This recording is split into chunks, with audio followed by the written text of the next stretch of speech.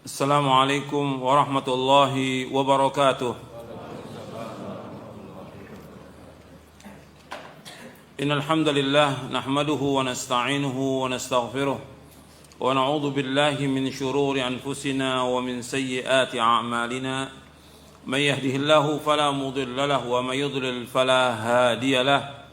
Asyhadu an la ilaha illallah wahdahu la syarika lahu وأشهد أن محمدا عبده ورسوله يا أيها الذين آمنوا اتقوا الله حق تقاته ولا تموتن إلا وأنتم مسلمون يا أيها الناس اتقوا ربكم الذي خلقكم من نفس واحدة وخلق منها زوجها وبث منهما رجالا كثيرا ونساء واتقوا الله الذي تساءلون به والأرحام إن الله كان عليكم رقيبا يا أيها الذين آمنوا اتقوا الله وقولوا قولا سديدا يصلح لكم أعمالكم ويغفر لكم ذنوبكم ومن يطع الله ورسوله فقد فاز فوزا عظيما أما بعد فإن أصدق الحديث كتاب الله وخير الهدي هدي محمد صلى الله عليه وعلى آله وسلم وشر الأمور محدثاتها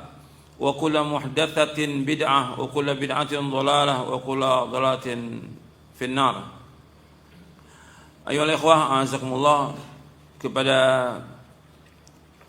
ikhwan dan akhwat jamaah kajian Nurut Tauhid yang dimuliakan oleh Allah Ta'ala, dan kepada seluruh pemirsa TV Roja dan pendengar Radio Roja yang mudah-mudahan dirahmati oleh Allah Ta'ala. Alhamdulillah, kita bersyukur kepada Allah Subhanahu Wa Ta'ala atas segala nikmat yang Allah karuniakan kepada kita, nikmat Islam, nikmat iman, nikmat sehat, nikmat afiah, nikmat dijauhkan oleh Allah dari berbagai macam malapetaka, nikmat diberikan hidayah di atas Islam dan sunnah, nikmat diberikan oleh Allah Taala taufik untuk selalu dan senantiasa menuntut ilmu syar'i.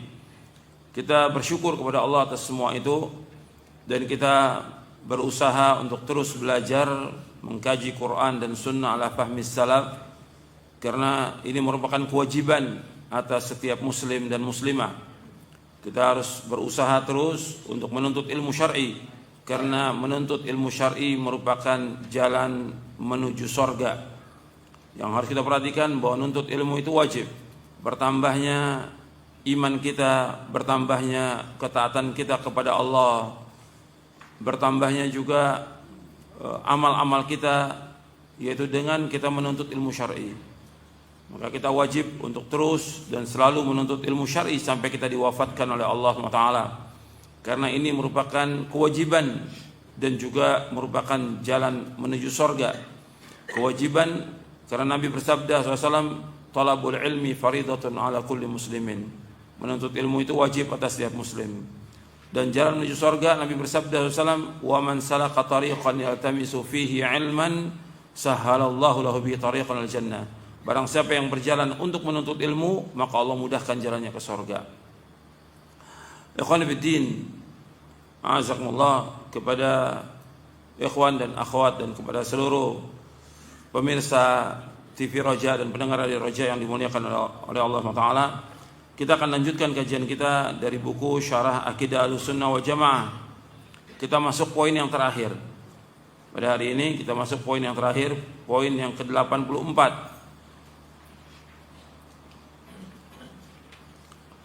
Dan nanti setelah kitab ini selesai, kita akan lanjutkan dengan kitab syarah kitab Tauhid, insyaallah. Poin yang ke-84 tentang syarat dan kaidah dalam dakwah mengajak manusia kepada agama Islam yang benar. Jadi syarat dan kaidah dalam dakwah mengajak manusia kepada agama Islam yang benar. Sebelum saya bacakan ini, yang perlu antum ketahui bahwa asas dakwah para anbiya wa rasul, asas dakwah para nabi dan rasul alaihi wassalatu wassalam, semuanya itu ada 3 asas yang mereka dakwahkan. Yang pertama yaitu mengajak manusia untuk mentauhidkan Allah Subhanahu wa taala. Jadi asas dakwah para nabi dan rasul alaihi wassalatu wassalam, yang pertama yaitu at-tauhid, yaitu mengajak manusia untuk mentauhidkan Allah. Dan kamu bisa lihat dari setiap surah di dalam Al-Quran bagaimana para anbiya wa rasul mengajak manusia untuk mentauhidkan Allah. Mereka mulai dakwahnya dengan tauhid dan mereka akhiri dakwahnya dengan tauhid. Kemudian yang kedua yaitu an-nubuwah, menjelaskan tentang kenabian. Maka di antara para anbiya wa rasul alaihi wasallam diberikan oleh Allah bukti-bukti kenabian dan juga mukjizat diberikan oleh Allah Subhanahu wa taala untuk menunjukkan bahwa mereka adalah benar-benar sebagai utusan Allah Subhanahu wa taala yang diutus oleh Allah kepada umat manusia. Dan setiap umat mesti ada nabi. Setiap umat mesti ada rasul yang diutus oleh Allah Subhanahu wa taala. Bagaimana Allah berfirman, wa im min ummatin illa khala fiha nadhir. Dan tidak ada satu umat melainkan pernah diutus seorang rasul. Wa im min ummatin illa khala fiha nadhir. Dan setiap umat itu pernah diutus seorang pengancam. Karena supaya tidak ada hujan nanti di hadapan Allah pada hari kiamat. Jadi nggak ada alasan bagi manusia bahwa mereka belum diutus seorang rasul. Nggak ada alasan bahwa rasul-rasul dan nabi-nabi sudah diutus kepada mereka dan sudah mengingatkan mereka tentang wajibnya beribadah kepada Allah, tentang wajibnya mentauhidkan Allah SWT, menjauhkan segala macam perbuatan syirik. Yang ketiga al-ma'ad. Yang ketiga al-ma'ad, menjelaskan tentang yaumul akhir, menjelaskan tentang adanya hari berbangkit, menjelaskan tentang adanya dibangkitkannya manusia di hari kiamat nanti, tentang adanya sorga, adanya neraka dan yang lainnya. Maka antum bisa lihat hatta dalam surah-surah Makkiyah yang turun di Mekah Allah menjelaskan tentang kiamat, tentang hari berbangkit dan juga tentang surga, tentang neraka, supaya manusia meyakini bahwa kehidupan yang ada ini kehidupan yang sementara, kehidupan yang fana, dan mereka semuanya pasti dikembalikan kepada Allah Subhanahu wa taala. Maka Allah mengingatkan kepada kita semuanya agar takut kepada satu hari yang kita dikembalikan semuanya kepada Allah Subhanahu wa taala. Wattaqu yawman turja'una fihi ila Allah, thumma tuwaffa kullu nafsin ma kasabat wa hum la yuzlamun. Hendaklah kalian takut kepada Allah dengan satu hari yang seluruh manusia dibangkitkan oleh Allah Taala, dikembalikan kepada Allah dan akan dibalas oleh Allah setiap apa yang mereka lakukan dan mereka tidak dizolimi oleh Allah Taala. Itu dalam surah Al-Baqarah. Jadi itu tiga tentang asas dakwah para anbiya wa rasul alaihi wassalatu wassalam. Dibawakan di dalam kitab Manhajul Anbiya fi Da'wati ila Allah fihi al-hikmah wal aql. Sekarang kita masuk poin ke-84. Syarat dan kaidah dalam dakwah, mengajak manusia kepada agama Islam yang benar. Berdakwah mengajak manusia kepada Islam yang benar, yaitu mengajak manusia kepada cara beragama yang benar, baik tentang akidah, manhaj, ibadah, akhlak dan yang lainnya menurut pemahaman salafus saleh. Jadi berdakwah mengajak manusia kepada Islam yang benar, mengajak manusia kepada cara beragama yang benar. Sudah saya jelaskan di poin ke-82. Untuk melihat lagi tentang definisi dakwah.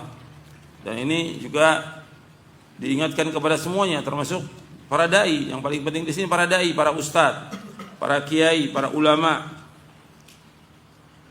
bahwa dakwah itu mengajak manusia kepada syahadat, mengucapkan 2 kalimat syahadat atau memahami 2 kalimat syahadat, mendirikan salat, mengeluarkan zakat, puasa di bulan Ramadan, haji ke Baitullah, mengajak manusia untuk beriman kepada Allah Taala, malaikat-malaikatnya, kitab-kitabnya, rasul-rasulnya, beriman kepada hari akhir, dibangkitkannya manusia sudah mati, iman kepada qadar yang baik dan buruk, mengajak manusia untuk beribadah hanya kepada Allah saja seolah-olah ia melihatnya. Ini dakwah. Jadi dakwah mengajak manusia kepada usulul iman dan usulul Islam, pokok-pokok iman dan pokok-pokok Islam, Itu dakwah. Jadi dakwah itu bukan sekedar ceramah atau bukan banyaknya jadwal atau dia menyampaikan tentang masalah apa aja yang umum tetapi tidak mendasar kepada tauhid. Yang paling pokok dalam dakwah itu bagaimana menjelaskan kepada umat tentang tauhid, bahwa mereka diciptakan oleh Allah untuk beribadah kepada Allah. Wa ma khalaqtul jinna wal insa illa liya'budun. Tidak aku ciptakan jin dan manusia melainkan untuk beribadah kepadaku.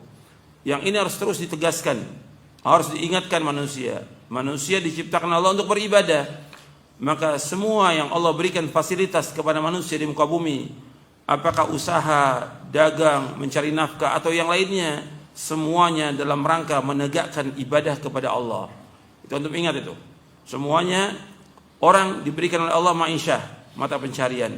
Diberikan oleh Allah usaha, diberikan dagang, diberikan kedudukan, diberikan jabatan atau yang lainnya. Semua itu dalam rangka menegakkan ibadah kepada Allah. Jadi yang harus ditegakkan ibadah kepada Allah. Ibadah ini nggak boleh dikorbankan. Jangan dia untuk menegakkan dagang, usaha atau yang lainnya dikorbankan ibadah. Ibadah nggak boleh dikorbankan. Yang paling pokok dari ibadah ini yaitu mentauhidkan Allah Taala. Seperti kita ngaji, nuntut ilmu sekarang ini. Ini ibadah. Jangan dikorbankan untuk ilmu ini demi mencari mata pencarian, demi kerja, demi usaha. Nggak boleh. Pekerjaan itu dikorbankan untuk ibadah kepada Allah Taala. Apapun alasannya. Ibadah ini. Salat nggak boleh tinggalkan. Ngaji, baca Al-Quran nggak boleh tinggalkan. Berbuat baik pada orang tua nggak boleh tinggalkan. Apa aja yang bentuknya ibadah kepada Allah wajib ditegakkan. Semua yang lain itu untuk mendukung ibadah kepada Allah. Karena Allah yang memberikan semuanya kepada manusia. Allah memberikan kepada mereka nafkah, Allah memberikan kepada mereka rezeki, Allah memberikan kepada mereka bisanya mereka usaha, bisanya mereka dagang, bisanya mereka diberikan oleh Allah kepandaian dalam teknik atau kedokteran atau yang lainnya. Semuanya dalam rangka menegakkan ibadah kepada Allah. Itu harus diingat itu. Semua dikorbankan untuk ibadah kepada Allah Taala. Yang Allah kehendaki dari kita, kita penuhkan semua waktu kita untuk ibadah kepada Allah. Makanya Allah mengatakan dalam hadis qudsi, ya bani Adam tafarragh li'ibadati amla sadraka ginan wa asudda faqra. Wa ila taf'al mala'tu yadayka syughla wa lam asudda faqra. Wahai anak Adam, kata Allah, luangkan waktumu sepenuhnya untuk ibadah kepadaku. Aku akan cukupkan dadamu dan aku akan tutupi kefakiranmu. Aku akan tutupi kefakiranmu. Wa ila taf'al, kalau kamu tidak lakukan itu, meluangkan waktu untuk ibadah kepadaku, mala'tu yadayka syughla. Aku akan sibukkan terus kamu, sibuk terus. Walam asudda faqrak, dan aku tidak akan tutup kefakiranmu. Hadis ini sahih.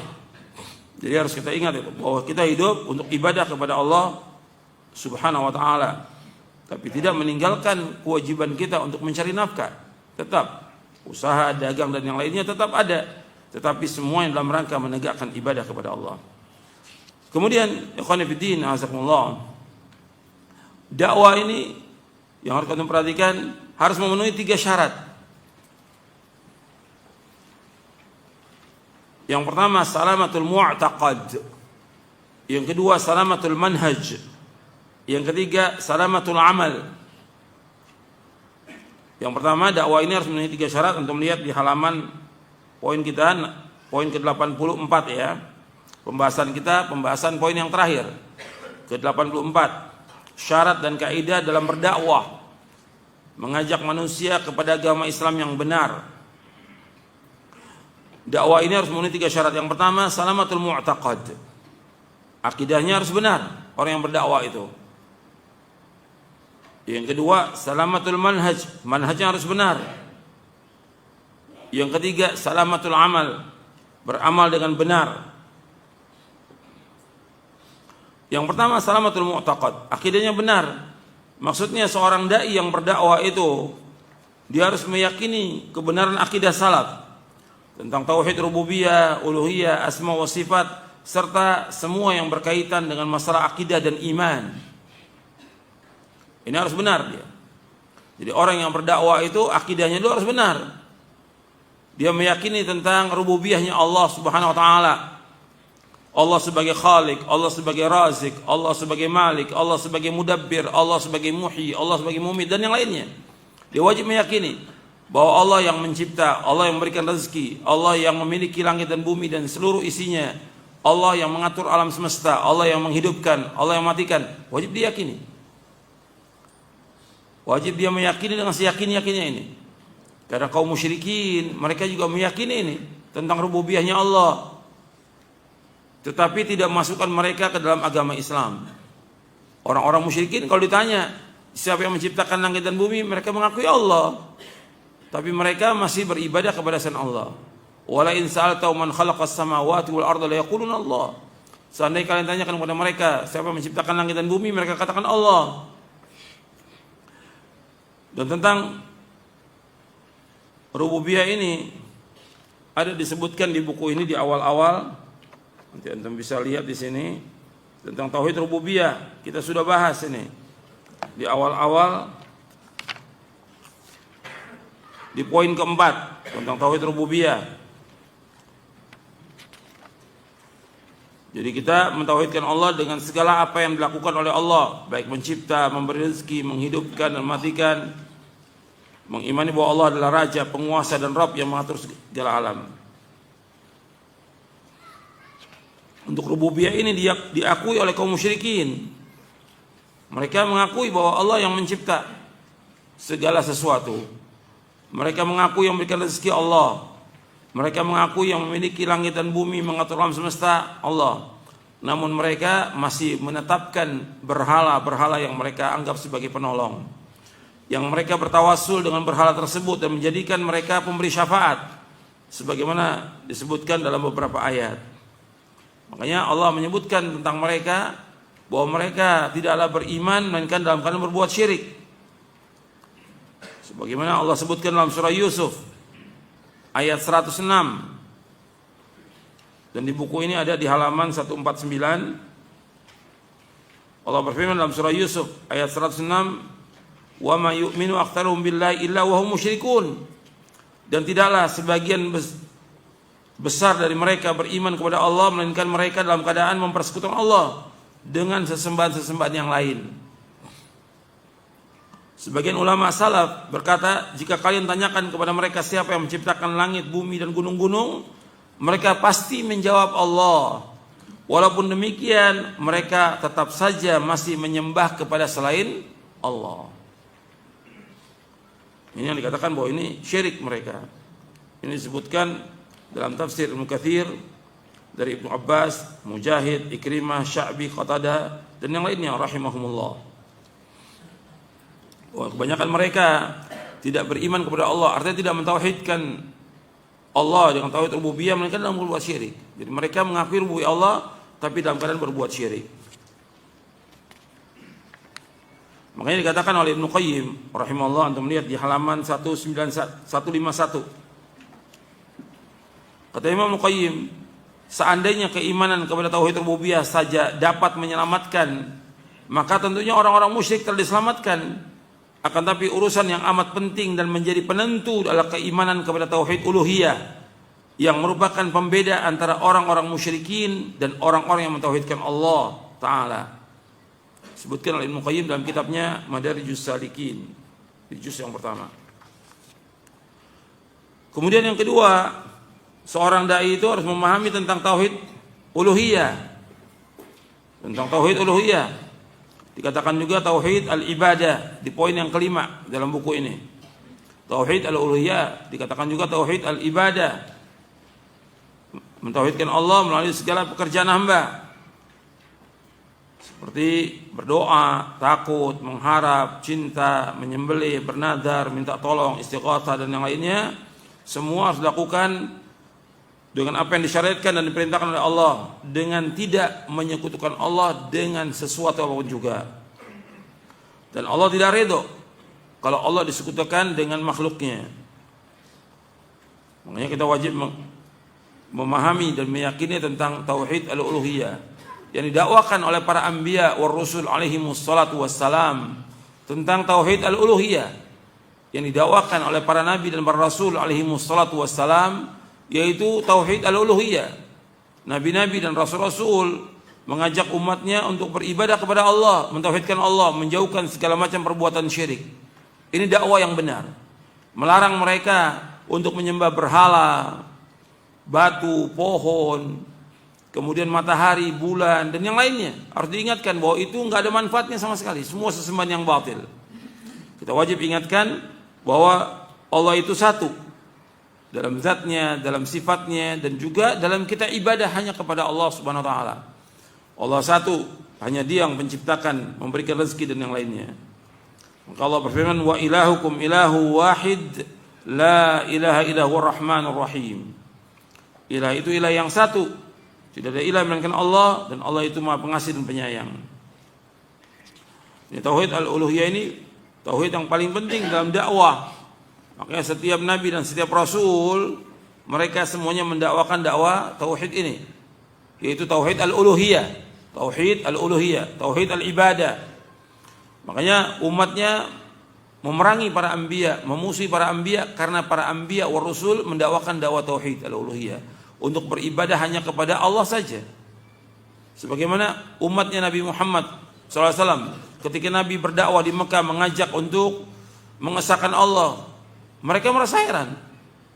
Sampai mereka mengatakan, aja'alal alihata ilaha wahida, inna hadza la syai'un ujab. Apakah Tuhan yang banyak ini menjadi satu Tuhan? Ini sangat mengherankan, kata mereka. Sangat mengherankan. Dan mereka paham tentang kalimat tauhid la ilallah, mereka paham. Mereka tahu, tapi mereka nggak mau. Karena kalau mereka mengucapkan kalimat ini, berarti konsekuensinya mereka harus meninggalkan semua sesembahan mereka. Maka Allah mengatakan, wa idza qila lahum la ilaha illallah yastakbirun.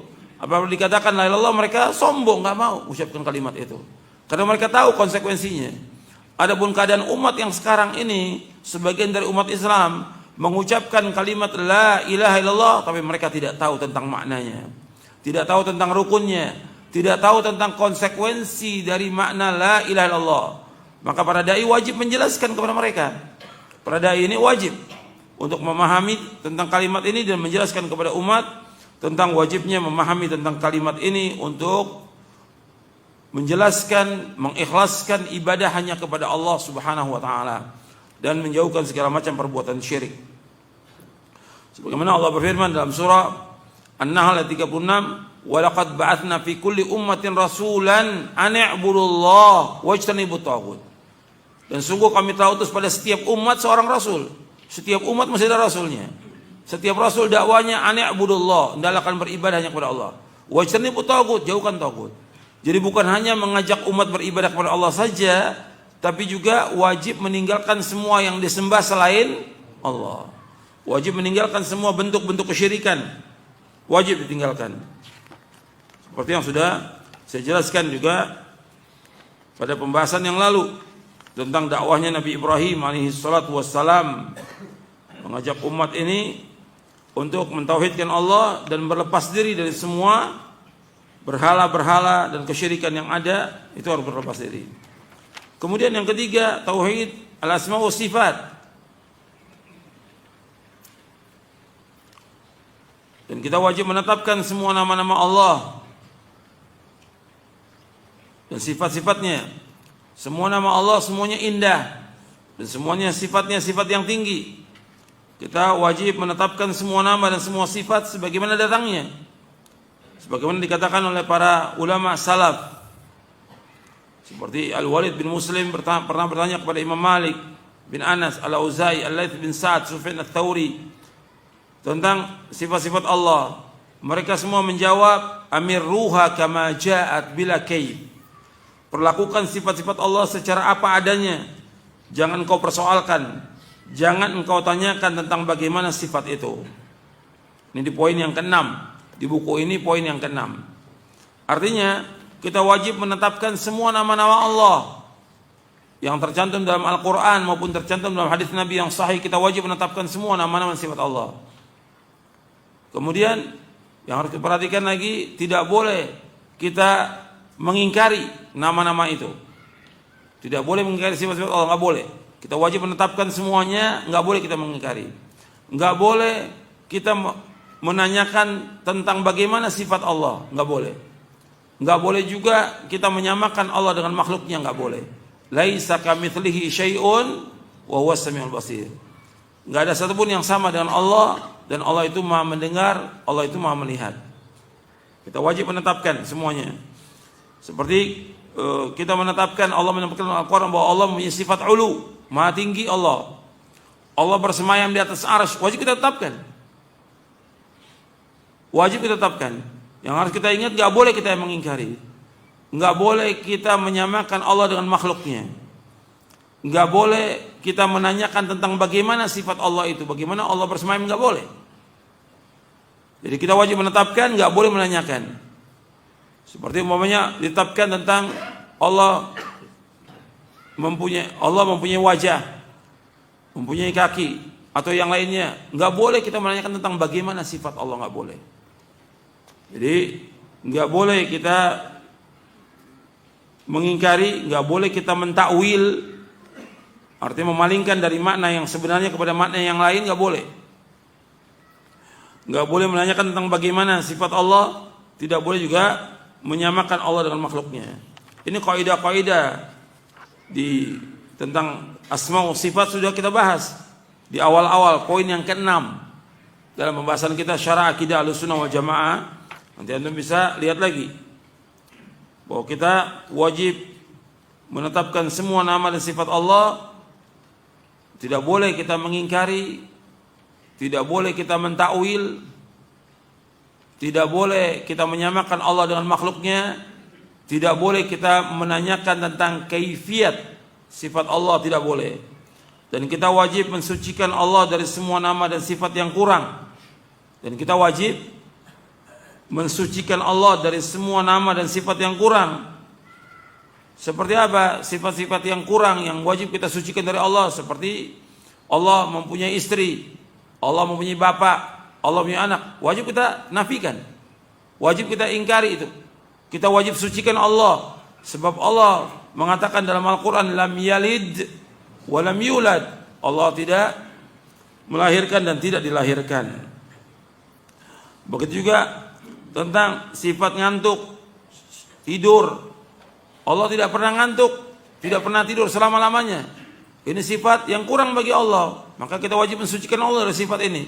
La ta'khudhuhu sinatun wa la naum. Allah tidak pernah ngantuk selama-lamanya, enggak pernah tidur selama-lamanya, azali wa abadi.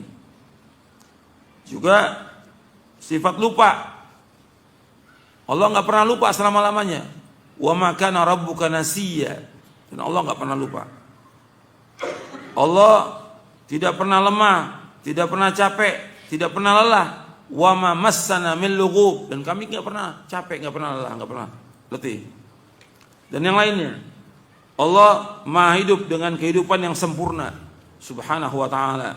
Makanya para anbiya wa rasul alaihi wassalatu wassalam mengatakan sebagaimana Allah berfirman, subhana rabbika rabbil izzati amma yasifun wa salamun alal mursalin walhamdulillahi rabbil alamin.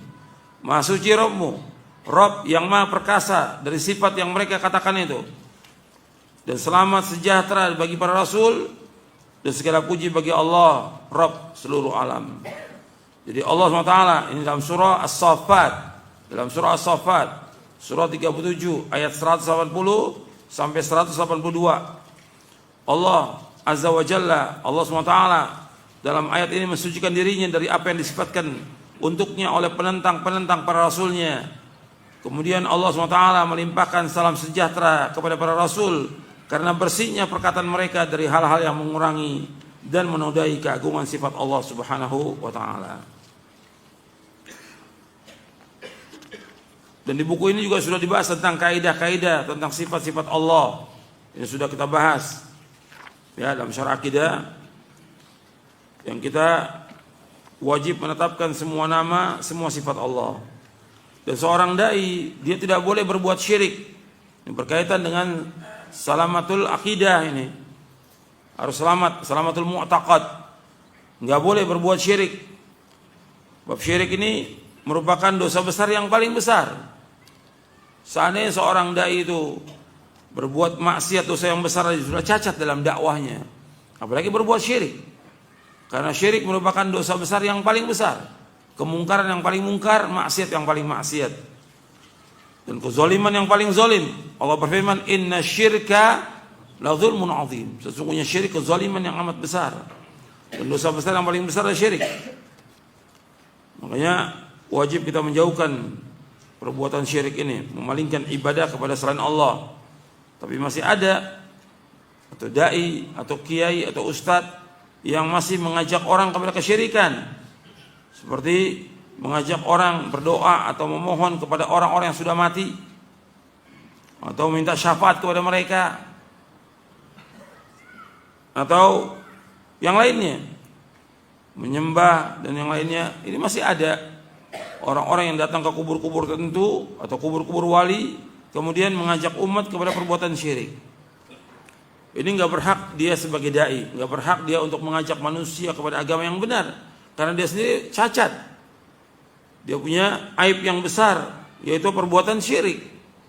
Maka ini harus dibersihkan. Kalau dai-nya dia sendiri berbuat syirik, bagaimana umatnya? Maka syarat dalam berdakwah ini dia harus bersih dari segala macam perbuatan syirik. Dan juga yang lainnya berkaitan dengan masalah-masalah iman dan yang lainnya, dia harus paham ini, harus belajar. Makanya pertama kali ketika seorang itu berdakwah, yang dinilai itu akidahnya benar atau tidak, bukan kepandaian dia berbicara, kepandaian retorika, atau akhlaknya baik. Tapi kalau akidahnya rusak, semuanya nggak ada manfaatnya semuanya. Kalau akidahnya rusak, dia mengajak orang untuk beribadah kepada selain Allah, mengajak orang untuk menyembah kubur, dia masih percaya kepada dukun-dukun, atau masih percaya atau memberikan minum kepada orang, atau tali-tali atau jimat-jimat kepada orang. Ini syirik. Meskipun dia pakai sorban, meskipun dia akhlaknya baik, tetap aja ini rusak sudah semuanya. Meskipun amalnya baik, meskipun muamalahnya baik, kalau akidahnya rusak nggak ada manfaatnya semuanya. Sebab Allah berfirman, la in asyrakta la yahbatanna amaluka wa la takunanna minal khasirin. Kalau engkau berbuat syirik, seluruh amalmu hapus dan engkau termasuk orang-orang yang merugi. Jadi nilai seorang itu dinilai daripada akidahnya. Akidahnya benar atau tidak? Akidahnya dulu. Itu yang pertama kali penilaian orang itu terhadap dai itu, akidahnya benar atau tidak dia. Dia punya keyakinan atau kepercayaan yang syirik atau tidak. Sebab ada juga orang-orang yang punya keyakinan atau kepercayaan yang enggak benar. Banyak orang berdatangan ke rumahnya, ternyata dia punya jin. Banyak orang datang ke rumahnya, ternyata dia bukan dai, bukan kiai. Memang di masyarakat dibilang kiai dia. Pada hakikatnya dia apa? Dukun. Kalau udah dukun nggak bisa untuk berdakwah, justru dia merusak umat. Meskipun dia pakai sorban atau yang lainnya, dia lihat akidahnya benar atau tidak. Begitu juga yang lainnya. Ini kaitan dengan rububiyah, uluhiyah, asma, wa sifat juga dilihat nanti. Bagaimana dia? Begitu juga masalah-masalah akidah yang lain dan juga masalah-masalah iman. Kemudian yang kedua, salamatul manhaj. Manhajnya harus benar ini. Jadi dia memahami Al-Quran dan Sunnah sesuai dengan pemahaman salafus saleh, mengikuti prinsip dan kaidah yang telah ditetapkan oleh ulama salaf. Ini harus perhatikan ini. Dia harus mengikuti akidah dan prinsip ulama salaf. Dan ini sudah kita bahas tentang bagaimana dalam kita mengambil dalil, manhaj talaqi, bagaimana dia belajar, bagaimana dia berdalil. Ini harus tahu ini. Ini sudah kita bahas di bab yang kedua. Antum lihat di halaman 47 sampai halaman 52. Ini sekedar mengulang lagi aja ini. Sebab biasanya kalau sudah lama ini, udah bertahun-tahun kita kaji ini, suka lupa. Ya. Antum lihat di halaman 47 penjelasan sebagian kaidah dalam ini. Kaidah dalam mengambil dalil, kaidah dan prinsip Ahlus Sunnah wal Jamaah dalam mengambil dan menggunakan dalil. Ini harus jelas nih, manhaj mereka dalam kaidah dan prinsip Ahlus Sunnah wal Jamaah dalam mengambil dan menggunakan dalil. Jadi sumber akidah kitabullah, Al-Quran, Sunnah Rasulullah SAW yang sahih dan ijma' salafus saleh. Setiap sunnah yang sahih berasal dari Rasulullah wajib diterima walaupun sifatnya ahad. Kemudian yang menjadi rujukan dalam memahami Al-Quran dan Sunnah adalah nas-nas Al-Quran itu sendiri, pemahaman salafus saleh dan para imam yang mengikuti jejak mereka. Kemudian prinsip-prinsip utama dalam agama semua telah dijelaskan oleh Nabi Muhammad SAW. Nggak boleh kita menambah-nambah lagi. Nanti masuk yang ketiga nanti, salamatul amal. Ya, harus kita yakini dulu bahwa agama sudah sempurna. Nggak boleh kita tambah, nggak boleh kita kurangi.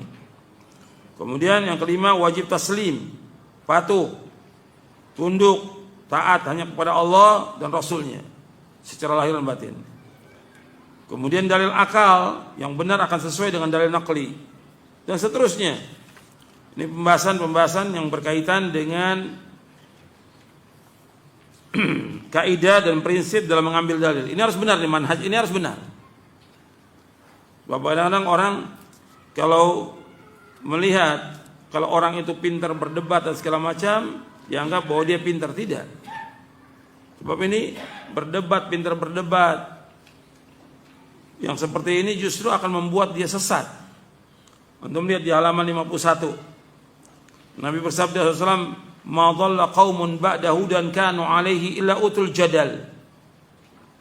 Thumma tala Rasulullah SAW hadhil ayah, "Ma darabuhu laka illa jadala bal hum qaumun khasimun." Tidaklah sesat suatu kaum setelah Allah memberikan petunjuk atas mereka kecuali karena mereka suka berbantah-bantahan.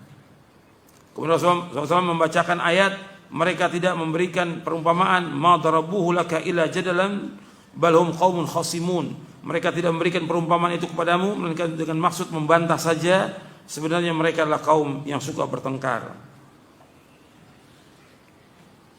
Jadi kita harus tahu nih masdar atau sumber dalam kita mengambil akidah.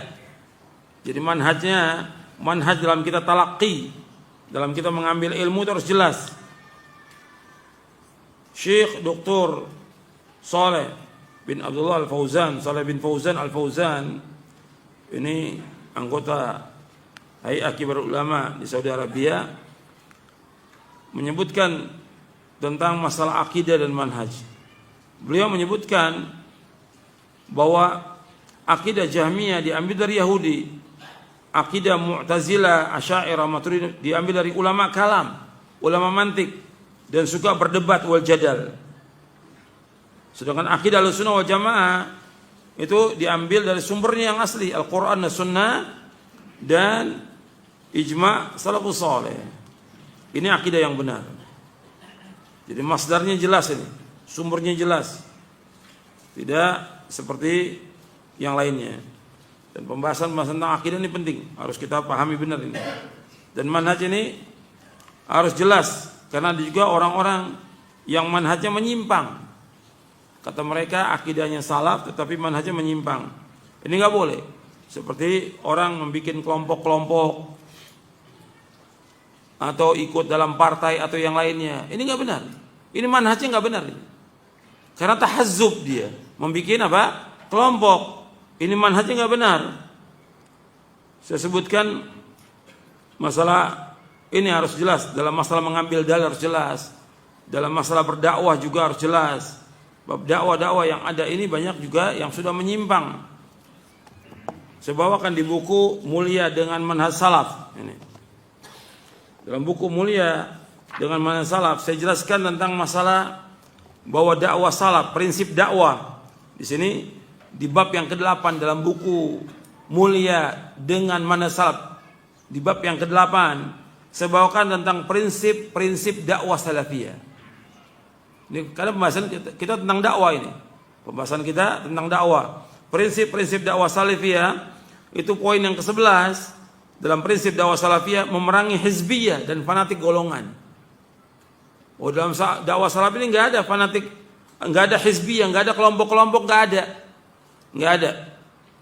Jadi jangan orang menanyakan dalam salaf ini siapa imamnya. Enggak ada. Siapa pemimpinnya? Enggak ada. Pemimpinnya Rasulullah SAW, imamnya Rasulullah SAW, nggak ada yang lain sudah. nggak ada imam, nggak ada pemimpin kecuali Rasulullah SAW. Nggak ada kelompok-kelompok, nggak ada. Jadi mengadakan kumpulan-kumpulan atau kelompok-kelompok, ini hizb. Ini manhajnya menyimpang orang yang seperti ini. Allah SWT memuji dalam Al-Quran hanya satu, yang ada Hizbullah. Allah mengatakan, wa may yatawallallaha wa rasulahu walladzina amanu fa inna hizballahi humul ghalibun. Allah berfirman dalam surah Al-Maidah di ayat 56, dan orang-orang yang menjadikan Allah dan Rasulnya dan orang beriman sebagai penolongnya, maka mereka adalah pengikut agama Allah, Hizbullah. Mereka adalah orang-orang yang menang. Allah juga menyebutkan dalam surah Al-Mujadilah ayat 22 disebutkan, ulaika hizbullah ala inna hizballahi humul muflihun. Mereka itu adalah golongan Allah, sungguhnya golongan Allah itulah mereka yang beruntung. Dan golongan Allah ini wali-wali Allah. Jadi Allah justru menyuruh kita untuk bersatu, saling tolong-menolong, berkumpul dalam kebenaran, bukan bikin kelompok-kelompok. Sebab yang ada ini ada dakwah yang bikin kelompok-kelompok atau ormas atau partai atau yang lainnya. Ini nggak bisa ketemu dengan dakwah. Sebab dakwah mengajak manusia kepada apa? Ke jalan Allah. Untuk melihat, ud'u ila sabili rabbika. Ajaklah manusia ke jalan Rabbmu. Allah berfirman lagi, Qul hadhihi sabili ad'u ila Allah. Katakanlah jalanku, aku mengajak manusia ke jalan Allah. Kau sudah berkelompok, mengajaknya kemana? Kepada kelompok, kepada ormas, kepada partai. Ini nggak boleh. Dakwah itu bebas, nggak di lingkup tertentu, nggak. Kita seorang dai itu bisa dakwah kemana aja, ke raja, ke penguasa, ke presiden, kepada pejabat, kepada orang kaya, kepada orang awam, kepada orang desa, kepada para pedagang, kepada semua kelompok. Tapi ketika sudah kelompok ini masuk kelompok, jadi kecil dakwah ini. Jadi sempit dakwah ini, hanya untuk kalangan mereka aja. Justru dakwah ini untuk semua manusia. Sebab Nabi diutus oleh Allah, wa ma arsalnaka illa rahmatan lil alamin. Kami tidak utus engkau Muhammad melainkan sebagai rahmat bagi sekalian alam. Bukan disempitkan dengan kelompok, bukan. Enggak boleh bikin kelompok-kelompok yang akan merusak dakwah ini. Maka disuruh kita untuk berpegang dengan tali Allah semuanya, wala tafarraqu wa'tasimu bihablillahi jami'an wala tafarraqu. Justru kelompok-kelompok ini memecah belah. Berpeganglah kalian semua yang tali Allah, jangan kalian berpecah belah.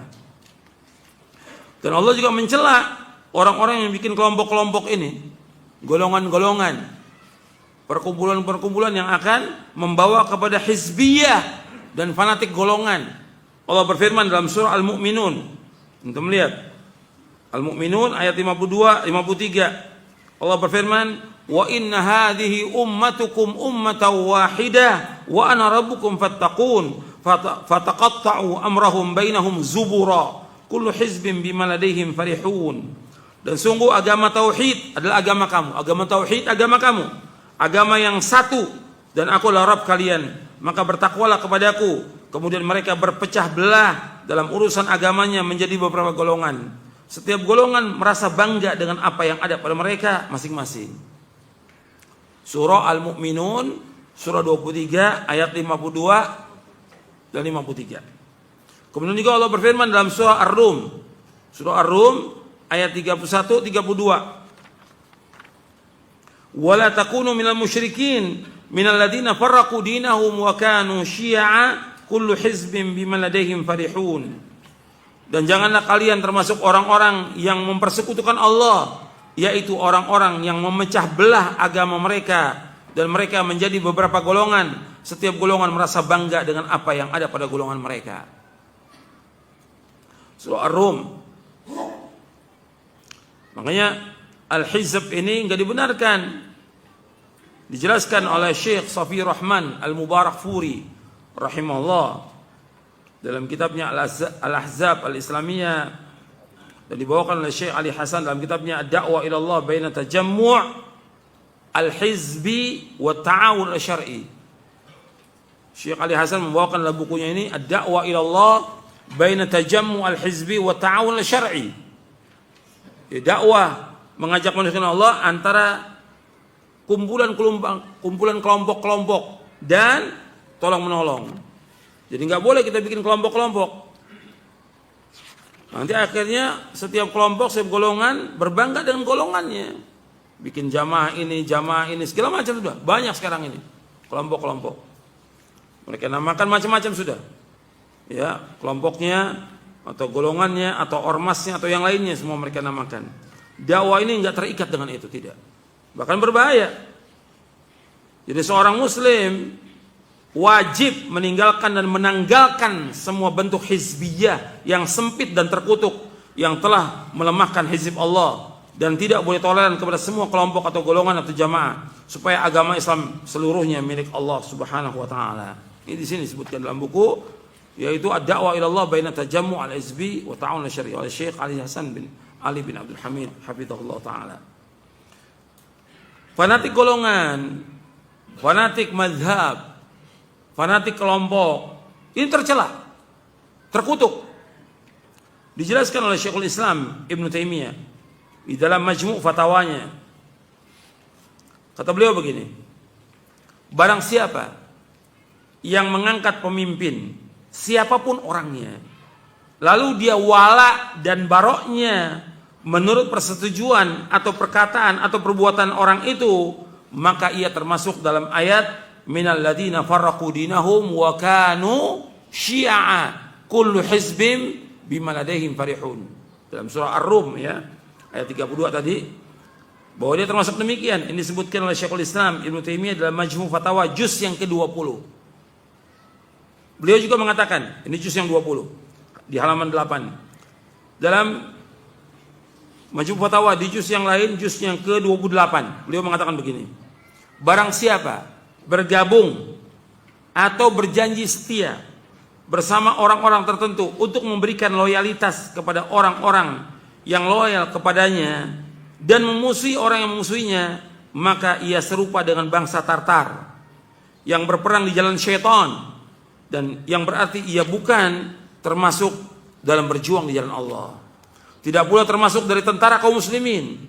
Orang-orang yang seperti ini mereka tidak pantas menjadi tentara kaum muslimin, bahkan mereka lebih pantas menjadi bala tentara syaitan. Dalam juz 28. Dan seterusnya beliau juga membawakan di sini tentang tidak bolehnya mengangkat golongan-golongan dan yang lainnya atau pemimpin yang dia wala dan barak kepadanya. Bahkan ini akan membawa perpecahan di tengah-tengah kaum muslimin. Ini berkaitan dengan manhaj. Begitu juga berkaitan dengan manhaj ini, nggak boleh kita dalam dakwah ini bergabung dengan ahlul bidah, nggak boleh. Dengan ahlul syirik, ahlul bidah nggak bisa bergabung kita, nggak bisa kumpul bersama, dakwah bersama nggak bisa. Karena kalau berkumpul berarti manhajnya nggak benar. Di sini kalau udah bisa berkumpul dengan kelompok-kelompok tertentu, maka tidak ada lagi apa di situ, amar ma'ruf nahi mungkar, nggak ada lagi. Antum lihat, perhatikan, ketika Allah menyuruh kita untuk bersatu di atas kebenaran, tidak boleh berpecah belah. Selanjutnya, ayat selanjutnya Allah menyuruh kita untuk apa? Untuk apa? Ingkarul mungkar. Antum lihat dalam surah Ali Imran, supaya antum paham. Ini berkaitan dengan manhaj, ini harus paham betul ini, terutama para dai. Antum lihat di ayat 103 di surah Ali Imran. Saya nggak bacakan semuanya. Di awalnya aja, antum lihat. Di surah Ali Imran ayat 102, di ayat 103, afwan, di ayat 103. Setelah Allah berfirman, wa'tasimu bihablil jami'a wa la tafarraqu. Hendaklah kalian bersatu dengan tali Allah. Artinya, hendaklah kalian semuanya berpegang dengan tali Allah, semuanya, jangan berpecah belah. Kemudian di ayat 104-nya Allah berfirman, wa takum minkum ummatun yad'una ilal khairi wa ya'muruna bil ma'ruf wa yanhauna 'anil munkar wa ulaika humul muflihun. Dan hendaknya ada di antara kalian umat yang mengajak kepada kebaikan, menyuruh yang ma'ruf, mencegah yang mungkar, dan mereka orang-orang yang sukses, orang yang menang. Jadi harus ada dalam perkumpulan itu amar ma'ruf nahi munkar. Nggak boleh kita membiarkan kemungkaran mereka, nggak boleh kita membiarkan kesyirikan mereka, nggak boleh kita membiarkan bid'ah mereka yang mereka lakukan, nggak boleh. Harus tegas, sebagaimana yang ditegaskan oleh para ulama salaf. Antum bisa lihat bagaimana tentang prinsip kita dengan ahlul bidah. Nggak bisa yang namanya seorang dai yang berpegang teguh pada Quran dan Sunnah ala fahmi salaf duduk bersama ahlul bidah, nggak bisa, nggak bisa. Karena dia wajib menegur apanya? Menegur bid'ahnya, mengingkari kemungkaran yang mereka lakukan. Kalau dia duduk bersama, berarti nggak ada ingkarul mungkar, nggak ada. Antum lihat prinsip di sini di buku ini ada pembahasan. Ini sudah kita bahas, ya, ini sekedar mengulangi aja. Di poin ke-68, tentang sikap Ahlus Sunnah terhadap Ahlul Bid'ah. Jadi ada sikap kita. Ini manhaj yang benar dalam dakwah, punya sikap kepada Ahlul Bidah. Nggak bisa bergabung, nggak bisa bersatu dengan Ahlul Bidah selama-lamanya, nggak bisa. Karena para ulama demikian, semuanya ulama. Bahkan mereka Ahlus Sunnah menjaga telinga mereka dari ucapan-ucapan batil Ahlul Bidah. Karena kita punya prinsip bahwa setiap bidah itu sesat. Jadi Ahlus Sunnah itu punya sikap terhadap Ahlul Bid'ah itu. Dan ada ayat-ayat yang menjelaskan tentang keharusan menjauhi Ahlul Bid'ah. Antum lihat di halaman 521 dalam buku ini, Syarah Aqidah Ahlus Sunnah wal Jamaah. Jadi ada ayat-ayat yang menyuruh untuk menjauhi Ahlul Bid'ah dan bagaimana penjelasan para mufassir tentang ayat-ayat ini.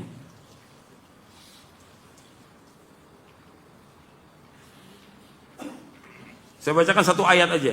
Di sini ada dua ayat. Ada surah Al-Imran di ayat 7, kemudian surah Al-An'am ayat 68, dan juga surah An-Nisa ayat 140.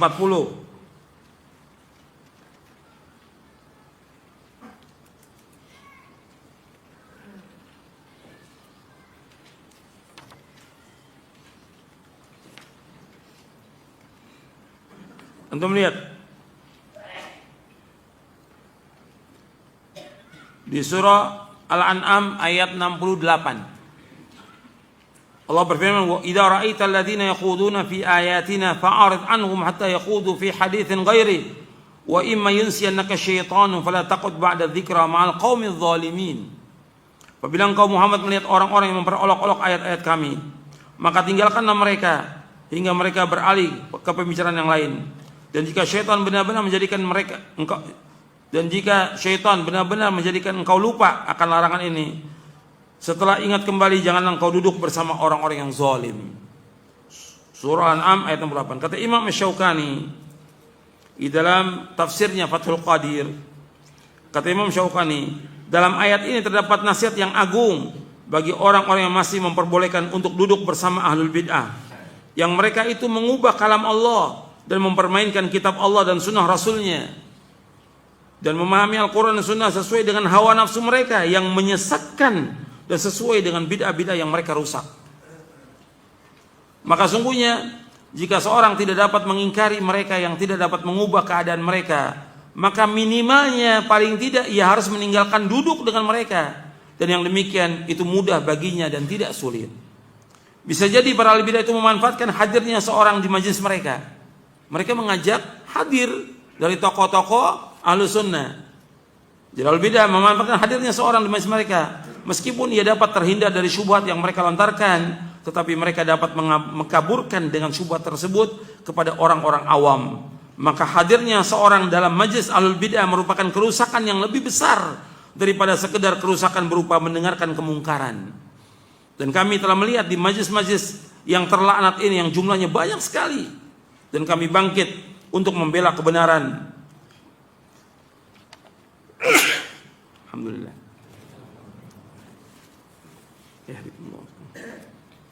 Dan kami telah melihat di majelis-majelis yang terlaknat ini yang jumlahnya banyak sekali, dan kami bangkit untuk membela kebenaran, melawan kebatilan semampu kami, dan mencapai kepada puncak kemampuan kami.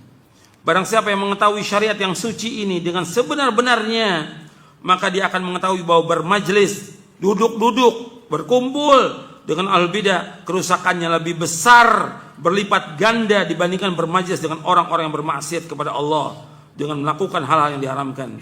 Lebih-lebih lagi bagi orang yang belum mapan ilmunya tentang Al-Quran dan As-Sunnah, maka ia mungkin sekali terpengaruh dengan kedustaan-kedustaan mereka. Alhamdulillah. Yahdikumullah.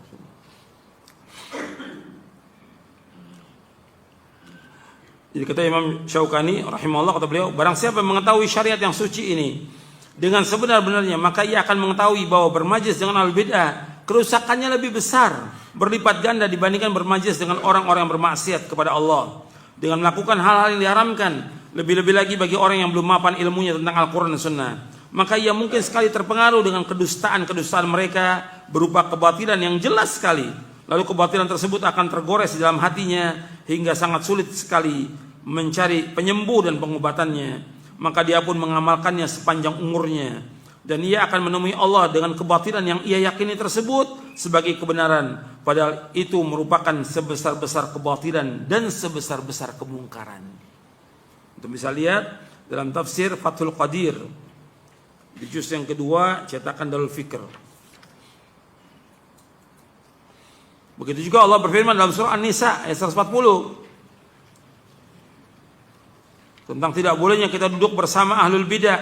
Nanti antum bisa lihat dalam tafsir Al-Baghawi, kata Ibnu Abbas tentang surah An-Nisa 140. Ini penting untuk kita ketahui ini, karena banyak para dai yang bergabung dengan ahlul bidah, duduk bersama ahlul bidah, berkelompok dengan ahlul bidah, nggak bisa ketemu dengan ahlul bidah selama-lamanya. Karena menyatakan demikian Allah dalam Al-Quran.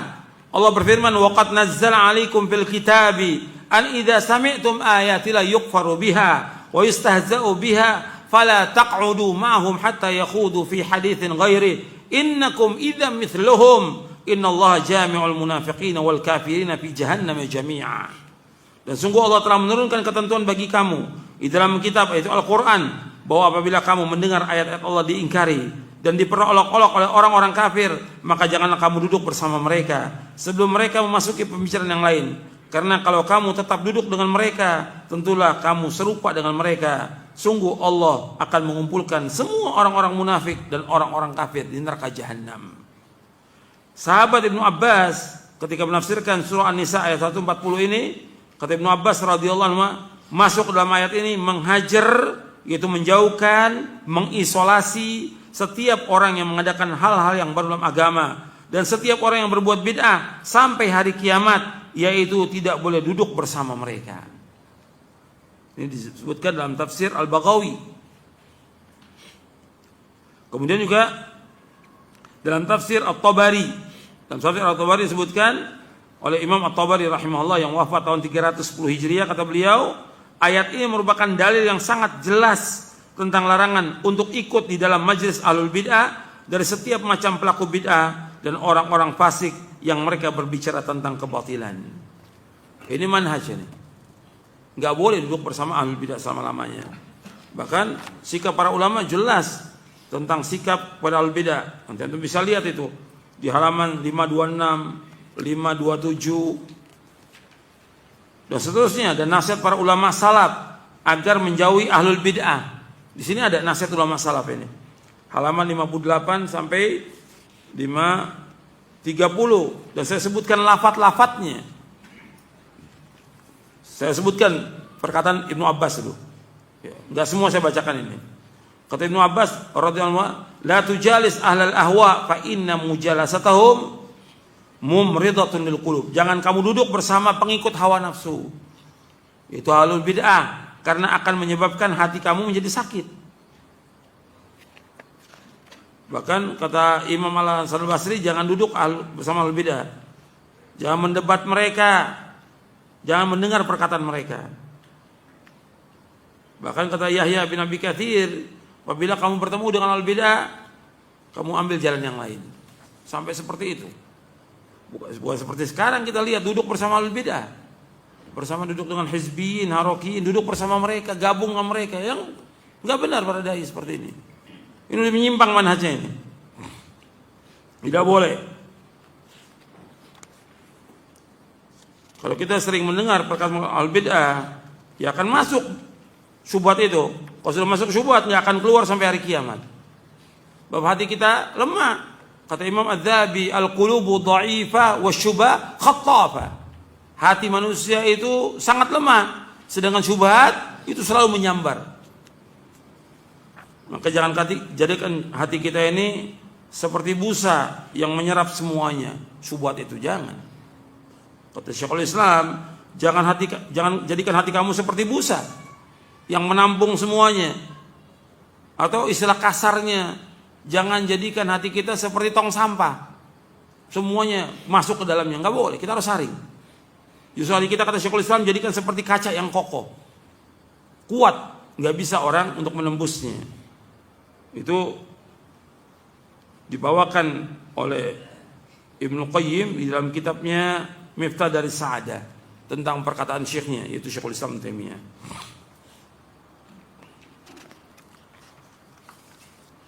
Kemudian yang selanjutnya, yang ketiga, salamatul amal,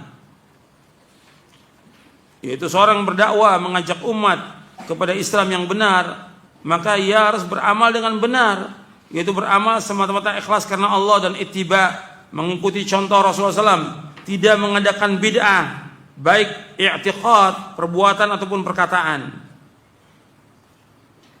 Jadi karena agama Islam sudah sempurna.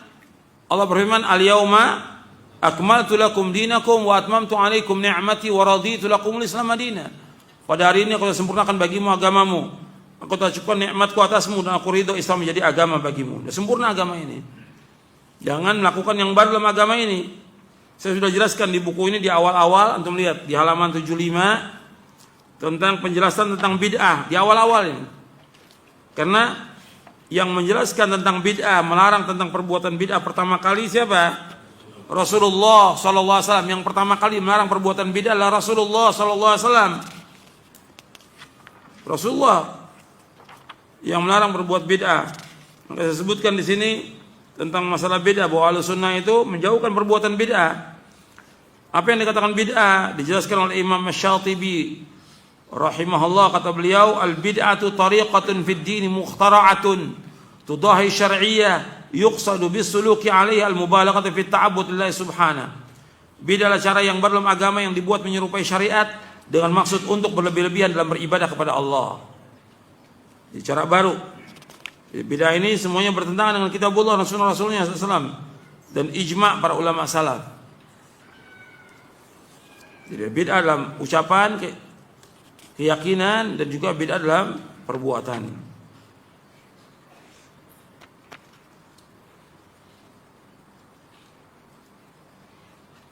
Jadi bid'ah ini harus dijauhkan. Karena yang menyuruh untuk menjauhkan demikian adalah Rasulullah SAW. Jadi Rasulullah sudah mengingatkan kepada umatnya, iyyakum wa muhdatsatil umur fa inna kulla muhdatsatin bid'ah wa kulla bid'atin dhalalah. Rasulullah SAW bersabda, jauhkan diri kalian dari setiap perkara-perkara yang berlalu agama, karena setiap yang berlalu bid'ah dan setiap bid'ah sesat. Hadis ini sahih dari Imam Abu Dawud, Tirmidzi, Ahmad dan yang lainnya. Kita melihat di halaman 82. Nabi juga bersabda, man ahdatsa fi amrina hadza ma laysa minhu fa huwa radd. Barang siapa mengadakan dalam urusan agama kami sesuatu yang bukan darinya, maka ia tertolak. Jadi para dai, para ustadz, jangan mengadakan bid'ah, enggak boleh. Kita harus menjauhkan perbuatan bid'ah, jangan menganggap ringan perbuatan bid'ah. Karena bid'ah besar. Awalnya kecil dan nanti ujungnya akan membawa manusia ke neraka. Sebab Nabi bersabda SAW, Nabi yang bersabda ini, bukan kata ustadz, bukan kata ulama. Nabi bersabda SAW, kullu bid'atin dhalalah wa kullu dhalalatin finnar. Nabi SAW bersabda, setiap bid'ah itu sesat dan setiap kesesatan tempat neraka. Nabi yang mengatakan demikian. Jangan dihilangkan ini. Banyak orang berusaha untuk menghilangkan hadis ini. Jangan bicara soal bid'ah. Loh, berarti antum melarang Nabi bersabda seperti ini. Kenapa dilarang? Penjelasan orang setiap bid'ah itu sesat, setiap kesesatan tempat neraka. Nabi yang mengatakan demikian, kita wajib menyampaikan. Enggak boleh disembunyikan ini. Ini banyak para dai yang menyembunyikan hadis ini. Kalau khutbah atau ceramah jangan bicara soal bid'ah. Loh, antum menyembunyikan ini hadis Nabi SAW. Sekian banyak Nabi menyebutkannya tentang tidak bolehnya orang berbuat bid'ah. Karena orang kalau sudah berbuat bid'ah akan rusak agamanya, rusak akalnya, rusak hatinya, dan rusak masyarakat, dan rusak agamanya semuanya dengan bid'ah ini. Hadis ini sahih. Kullu bid'atin dhalalah wa kullu dhalalatin finnar, ini sahih riwayat Imam Nasa'i dari sahabat Jabir radhiyallahu anhu. Dan para sahabat juga memahami demikian. Para sahabat memahami demikian bahwa semua bid'ah sesat. Tidak ada dalam Islam bid'ah hasanah, tidak ada. Semua bid'ah sesat meskipun orang memandangnya baik.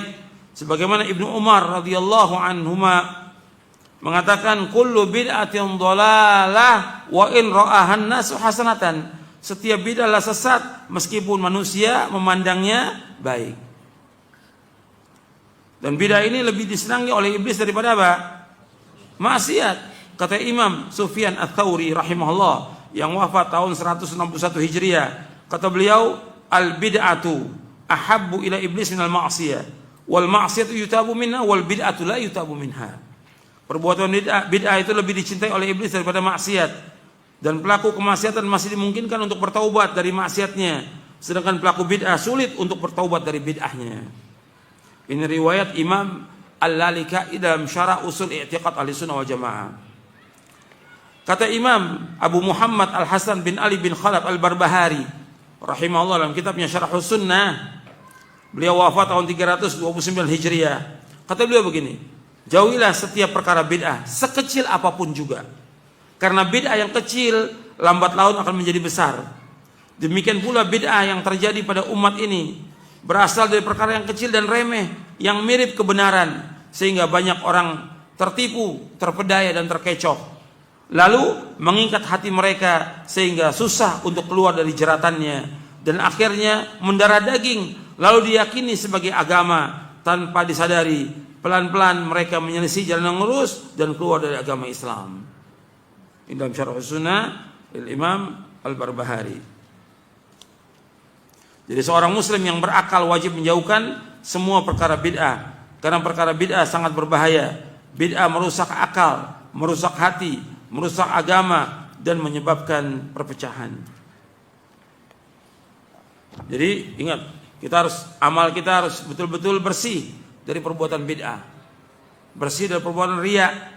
Kita harus ikhlas dalam kita beramal dan ittiba, mengikuti contoh Nabi SAW, contoh Nabi Muhammad SAW. Kemudian dakwah di jalan Allah merupakan amal yang sangat mulia, ketaatan yang besar dan ibadah yang tinggi kedudukannya di sisi Allah Taala. Jadi seorang dai ini ketika dia berdakwah itu kedudukannya tinggi, pahalanya besar. Maka jangan sampai dia melakukan perbuatan-perbuatan bid'ah. Kalau dia mengajak manusia kepada bid'ah, maka dia akan dapat dosanya sampai hari kiamat. Kalau dia mengajak kepada bid'ah, mengajak kepada kesesatan, maka dia mendapatkan dosa sebanyak orang yang mengikutinya. Kalau disesatkan satu orang, ya satu. Kalau 10, kalau 1000, kalau jamaahnya 10.000, jamaahnya 10.000. Berarti 10.000 orang yang disesati, maka dia akan mendapatkan dosa sebanyak orang yang disesatkan oleh dia. Ya, maka itu hati-hati. Allah berfirman tentang keutamaan dakwah ini, wa man ahsanu qawlan mimman da'a ila Allah wa 'amila salihan wa qala innani minal muslimin. Siapakah yang lebih baik perkataannya daripada orang-orang menyeru kepada Allah dan mengerjakan kebaikan dan berkata, sungguh aku termasuk orang-orang muslim. Antum lihat di ayat ini, wa man ahsanu qawlan mimman da'a ila Allah. Jadi seorang dai harus mengajak manusia kemana? Ke jalan Allah. Bukan kepada kelompok, bukan kepada dirinya, bukan untuk mengagungkan orang itu, bukan. Dakwah ini mengajak manusia ke jalan Allah, ila Allah. Dan ini tanbih al-ikhlas. Peringatan manusia untuk berlaku ikhlas. Dakwah ini mengajak manusia ke jalan Allah. Kemudian wa amila salihan, dan dia melakukan amal-amal saleh. Ya, dia harus menjadi contoh, teladan untuk melakukan amal saleh. Kemudian sabda Rasulullah SAW kepada Ali bin Abi Thalib radhiyallahu anhu, "Fa wallahi la yahdillahu bika rajulan wahidan khairun laka min humurin na'am." Demi Allah, bila Allah memberi petunjuk hidayah lewat dirimu kepada satu orang saja, lebih baik atau lebih berharga bagimu daripada onta-onta yang merah. Dan juga Allah berfirman dalam surah Wal Asr, innal insana fi khusr illa alladziina aamanu wa 'amilus shalihat wa tawashaw bil haqq wa tawashaw bis sabr. Demi masa, sungguh manusia berada dalam kerugian kecuali orang-orang yang beriman dan mengerjakan amal soleh, serta saling menasihati untuk kebenaran dan saling menasihati untuk menetapi kesabaran.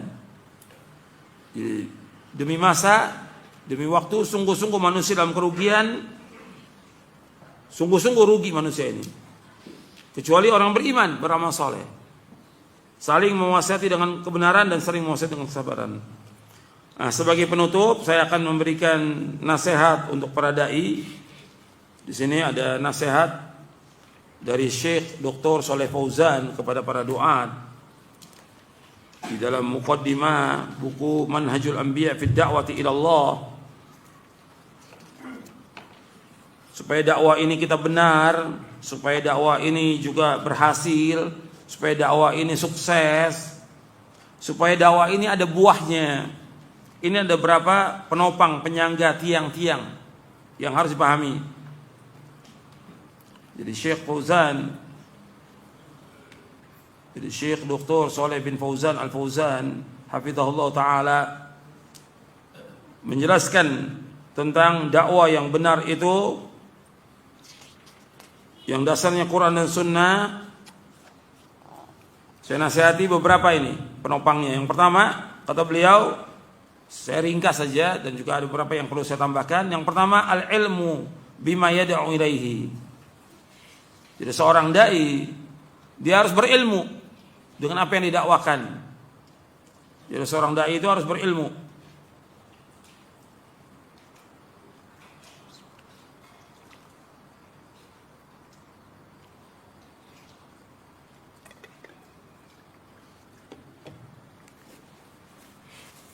Fal jahil la yaslu ay yakuna da'iyah. Seorang yang bodoh enggak berhak jadi dai. Maksudnya berilmu ini yang dimaksudnya ilmu syar'i. Dia menguasai Al-Qur'an dan As-Sunnah ala fahmi salaf. Bukan ilmu pengetahuan umum, bukan. Ilmu syar'i Quran dan Sunnah yang dikuasai. Fal jahil la yaslu ay yakuna da'iyah. Seorang yang bodoh enggak berhak jadi dai, enggak boleh. Sebab Allah berfirman di dalam surah Yusuf di ayat 108. Di surah Yusuf ayat 108 Allah berfirman, "Qul hadhi sabili ad'u ila Allah ala basiratin ana wa man ittaba'ani wa subhanallahi wa ma ana minal musyrikin." Katakanlah, ini jalanku, ini caraku, aku mengajak manusia ke jalan Allah dengan dasar ilmu. Aku dan orang mengikuti aku. Dan Maha Suci Allah, dan aku tidak termasuk orang yang berbuat syirik. Yang dimaksud dengan basirah yaitu ilmu. Maka seorang dai dia harus berilmu, harus belajar dan terus belajar, nggak boleh berhenti dia, harus terus belajar dan terus membaca. Paling nggak seorang dai minimal dia baca dalam sehari 4 jam. Bukan banyak jadwal, bukan ceramah di sana kemari, bukan. Baca yang harus banyak dia. Sibukkan dengan baca. Masih banyak kitab yang belum sempat kita baca. Ribuan kitab yang belum sempat kita baca. Jadi harus dia berusaha untuk meningkatkan ilmunya dia sebagai seorang dai. Baca Al-Quran, baca Sunnah Nabi. Banyak kitab-kitab yang belum kita baca. Harus kita baca setiap hari. Ini yang pertama. Jadi al-ilmu bima yad'u ilaihi. Yang kedua, kata Syekh Dr. Shalih Fauzan Al-Fauzan hafizahullah, kata beliau, al-amal bima yad'u ilaihi. Dia harus mengamalkan. Di samping dia nuntut ilmu, dia belajar, dia membaca, setiap hari dia menyibukkan diri untuk membaca, kemudian mengamalkan. Itu amal-amal soleh. Sehingga dia menjadi qudwah hasanah, jadi contoh yang baik. Sebagaimana Allah menyebutkan tentang Nabi Syuaib. Nabi Syuaib alaihi salatu wassalam berkata kepada kaumnya dalam surah Hud ayat 88, "Wa ma uridu an ukhalifakum ila ma anhaakum an, in uridu illa al-islaha mastata'tu wa ma taufiqi illa billah alaihi tawakkaltu wa ilaihi unib." Aku tidak ingin untuk menyalahi kalian kepada apa yang aku larang kalian. Sesungguhnya aku inginkan islah, perbaikan semampu aku, dan tidak ada taufik kecuali dengan Allah. aku bertawakal kepadanya dan kepadanya aku taubat. Artinya Nabi Syuaib berusaha untuk mengamalkan amal-amal soleh dan menjauhkan apa yang dia larang. Jadi seorang dai dia wajib mengamalkan apa yang dia ajak manusia kepadanya. Makanya Allah menyebutkan dalam ayat yang tadi, di akhir tadi itu, wa man ahsanu qawlan mimman da'a ila Allahi wa 'amila shalihan. Dan enggak ada orang yang paling baik perkataannya melainkan orang yang berdakwah di jalan Allah dan dia beramal saleh. Dalam surah Fussilat ayat 33. Kemudian yang ketiga, ikhlas. Seorang dai itu harus ikhlas dalam dakwahnya. Bi an takuna ad-da'wa liwajhillah la yaqsidu biha riya'an wala sum'atan wala tarafu'an wala riasatan wala tam'an min matami'id dunya. Ikhlas itu yaitu dakwah, mengajak manusia ke jalan Allah semata-mata karena mengharapkan wajah Allah, yang dia tidak tuju dengan riya, pamer atau diperdengarkan kepada manusia, bukan untuk dia sombong, bukan mencari kedudukan, menjadi pemimpin, bukan mengharapkan yaitu dari dunia, bukan dari harta dunia ini. Maka kata Syekh, li'anna idza dakhala syai'un min tilkal maqasid lam takun da'watan lillah wa inna ma hiya da'watun linnafs aw litam'i al-maqsud. Kalau seandainya tujuan-tujuan itu masuk ke dalam hatinya, maka dakwah ini bukan karena Allah. Dakwah itu karena untuk memuaskan dirinya dan mengharapkan dunia. Enggak boleh. Ya, kalau dia riya, dia sum'ah, dia ingin jadi pemimpin, dia ingin mengharapkan uang atau harta, enggak boleh.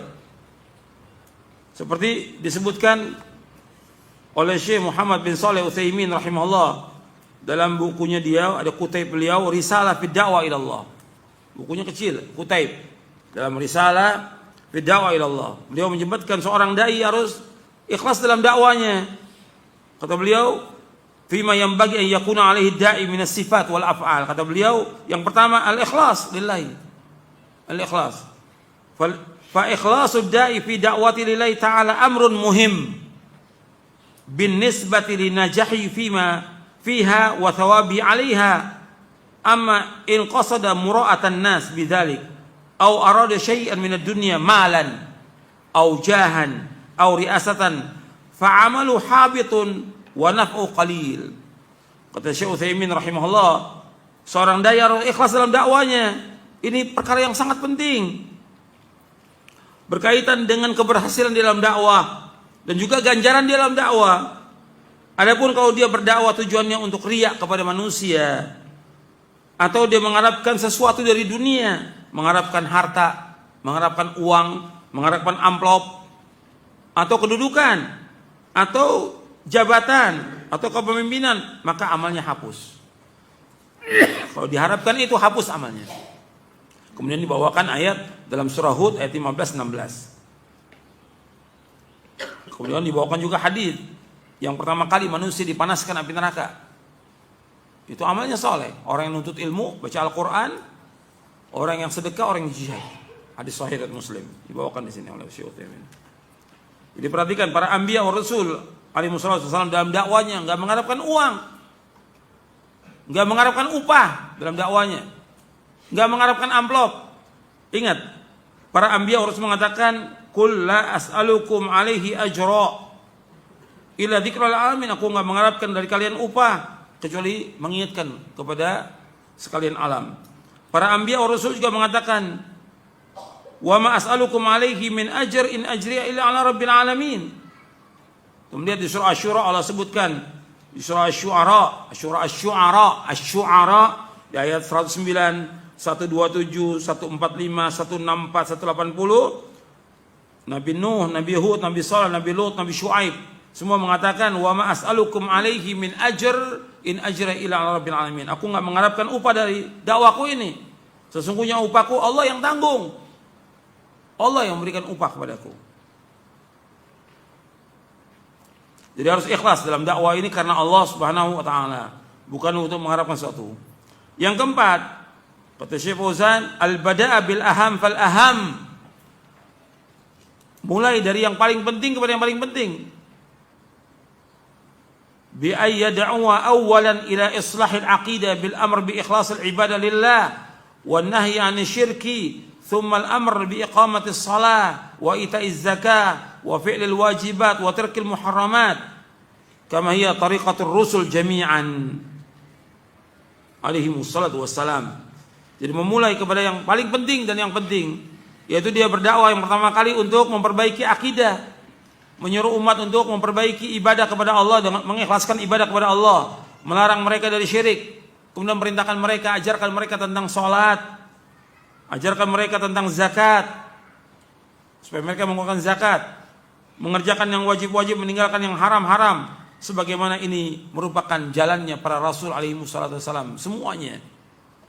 Walaqad ba'atsna fi kulli ummatin rasulan an ya'budullaha wa yajtanibut taghut. Itu yang keempat. Dan ini sudah yang kita bahas ini beberapa kali dalam poin-poin terakhir di syarah akidah Ahlussunnah wal Jamaah. Berdakwah memulai dengan dakwah tauhid. Yang kelima, as-sabr ala ma yulaqi fi sabil da'wah ila Allah minal masyaqq. Jadi sabar dari apa yang didapati, yang dihadapi di jalan dakwah, mengajak manusia kepada Allah dari berbagai macam kesulitan, berbagai macam gangguan. Sebab dakwah mengajak manusia kepada Allah jelas tidak disenangi oleh iblis. Iblis nggak senang kita dakwah, mengajak manusia mentauhidkan Allah. Iblis nggak senang. Iblis membisiki kepada wali-walinya, kepada orang-orang yang nggak senang pada dakwah ini, untuk menghalangi dakwah ini. Maka harus sabar kita. Dan ini merupakan sunnatullah dari para anbiya wa rasul alaihi wasallam. Demikian ketika berdakwah didustakan, diejek, dihina, bahkan disakiti, tapi mereka sabar. Allah menghibur Nabi Muhammad SAW dengan firman-Nya dalam surah Al-An'am ayat 34, walaqad kudzibat rusulun min qablika fasabaru ala ma kudzibu wa udzu hatta atahum nasruna wa lam badil kalimatillah wa qad ja'aka min naba'il mursalin. Dan sungguh Rasul-Rasul sebelum kamu terdustakan, sebelum kamu, mereka sabar terhadap apa yang mereka dustakan, sabar. Dan mereka dianiaya, diganggu sampai datangnya pertolongan kami.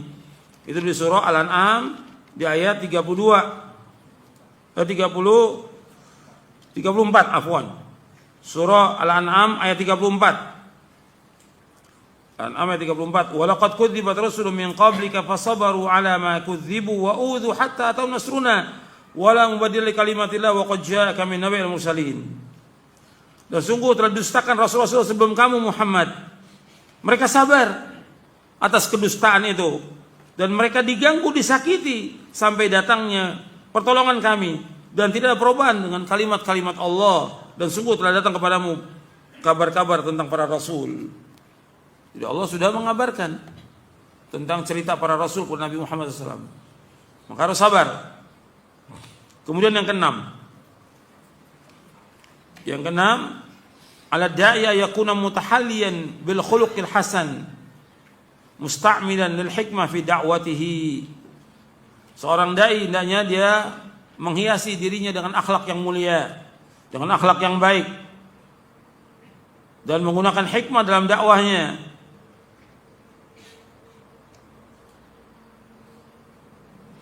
Jadi harus punya akhlak yang mulia. Seorang dai nggak boleh dia dusta, nggak boleh bohong, nggak boleh. Dia harus berlaku jujur. Dia seorang dai, dia harus ikhlas, nggak boleh dia riya. Dia harus takut kepada Allah SWT. Dia harus selalu mengharap kepada Allah SWT. Dia punya akhlak yang baik kepada orang tuanya. Dia menghormati yang lebih tua, menyayangi yang kecil, baik kepada istrinya, baik kepada tetangganya. Pokoknya akhlaknya baik dia. Gak pernah menyalahi janji dia. Kalau janji, dia penuhi janjinya. Kalau dai sering menyalahi janji, ini gak benar. Ini sifat-sifat siapa? Kalau sudah dusta, kemudian menyalahi janji, tidak amanah, ini sifat apa? Sifat munafik. Seorang dai gak boleh dia punya sifat seperti itu. Kalau ngomong dusta. Kata Nabi, ayatul munafik thalatha, idza haddatsa kadzaba wa idza wa'ada akhlafa wa idza tumina khan. Tanda munafik itu kalau dia ngomong mesti dusta, bohong dia. Dalam dakwanya bohong. Cerita-cerita membual, bohong semuanya. Enggak boleh. Wa idza wa'ada akhlafa, kalau janji menyalahi janji. Janji sama orang menyalahi janji. Kemudian yang ketiga, apabila diberikan amanah khianat. Dan dakwah ini amanah, enggak boleh dia khianat dalam dakwah ini. Istri dan anak amanah, dia harus mendidik dengan cara yang baik. Dia jaga dirinya dan istrinya, anaknya dari api neraka. Kemudian pekerjaan dia, tugas dia amanah yang wajib dijaga. Itu perhatikan itu. Itu enggak boleh khianat dia. Jadi akhlak ini jaga. Bab Nabi SAW, orang yang paling mulia akhlaknya, wa innaka la'ala khuluqin azim. Cuma engkau berada di asal akhlak yang mulia. Kemudian menggunakan hikmah dalam dakwah. Hikmah enggak selamanya itu lemah lembut, tidak. Perhatikan bahwa terkadang perlu keras keras. Seperti Nabi memerangi orang-orang kafir, hikmah tidak? Hikmah dalam dakwahnya. Nabi keras kepada orang-orang yang melanggar. Ada yang Nabi lemah lembut, seperti orang Baduy yang datang ke masjid, kencing di masjid. Karena Baduy, awam. Tapi ada yang orang yang pakai cincin emas diambil oleh Nabi, dibuang dengan keras nanti. Jadi lihat kondisi itu, hikmah itu, lihat pada saatnya mana kita keras, pada saat mana kita lemah lembut. Pada asalnya hikmah dalam dakwah yaitu ilmu sesuai dengan Quran dan Sunnah dan menempatkan sesuatu pada tempatnya. Itu hikmah. Jadi hikmah itu bukan dengan ra'yu dia, bukan pendapat dia, tapi sesuai dengan Quran dan Sunnah. Tidak hikmah kalau dia berdakwah bergabung dengan ahlul bidah, enggak hikmah dalam dakwah. Kenapa? Karena melanggar. Bergabung dengan ahlul bidah, enggak boleh. Ini bukan hikmah dalam dakwah. Ya, hikmah dalam dakwah sesuai dengan Quran dan Sunnah dan menempatkan sesuatu pada tempatnya. Jadi harus kita lihat hikmah. Dan hikmah dalam dakwah itu tegas dalam menyampaikan kebenaran kepada umat ini. Yang hak katakan hak, yang batil katakan batil, yang tauhid katakan tauhid, yang syirik katakan syirik, yang sunnah katakan sunnah, yang bidah katakan. Ini hikmah dalam dakwah. Ini hikmah dalam dakwah. Tegas dalam dakwah. Cuma setan mengabarkannya bahwa itu apa? Keras. Itu setan yang menyampaikan demikian. Kalau kita tegas dalam dakwah, setan membisikkan apa? Itu keras. Supaya apa? Supaya orang lari dari dakwah yang hak ini. Itu setan yang membisikkan demikian. Kemudian selanjutnya, yang ketujuh, ala da'i yakuna qawiyal amal. Nah, yang seorang dai itu kuat amalnya, kuat harapannya. Enggak boleh putus asa dalam dakwah, enggak boleh.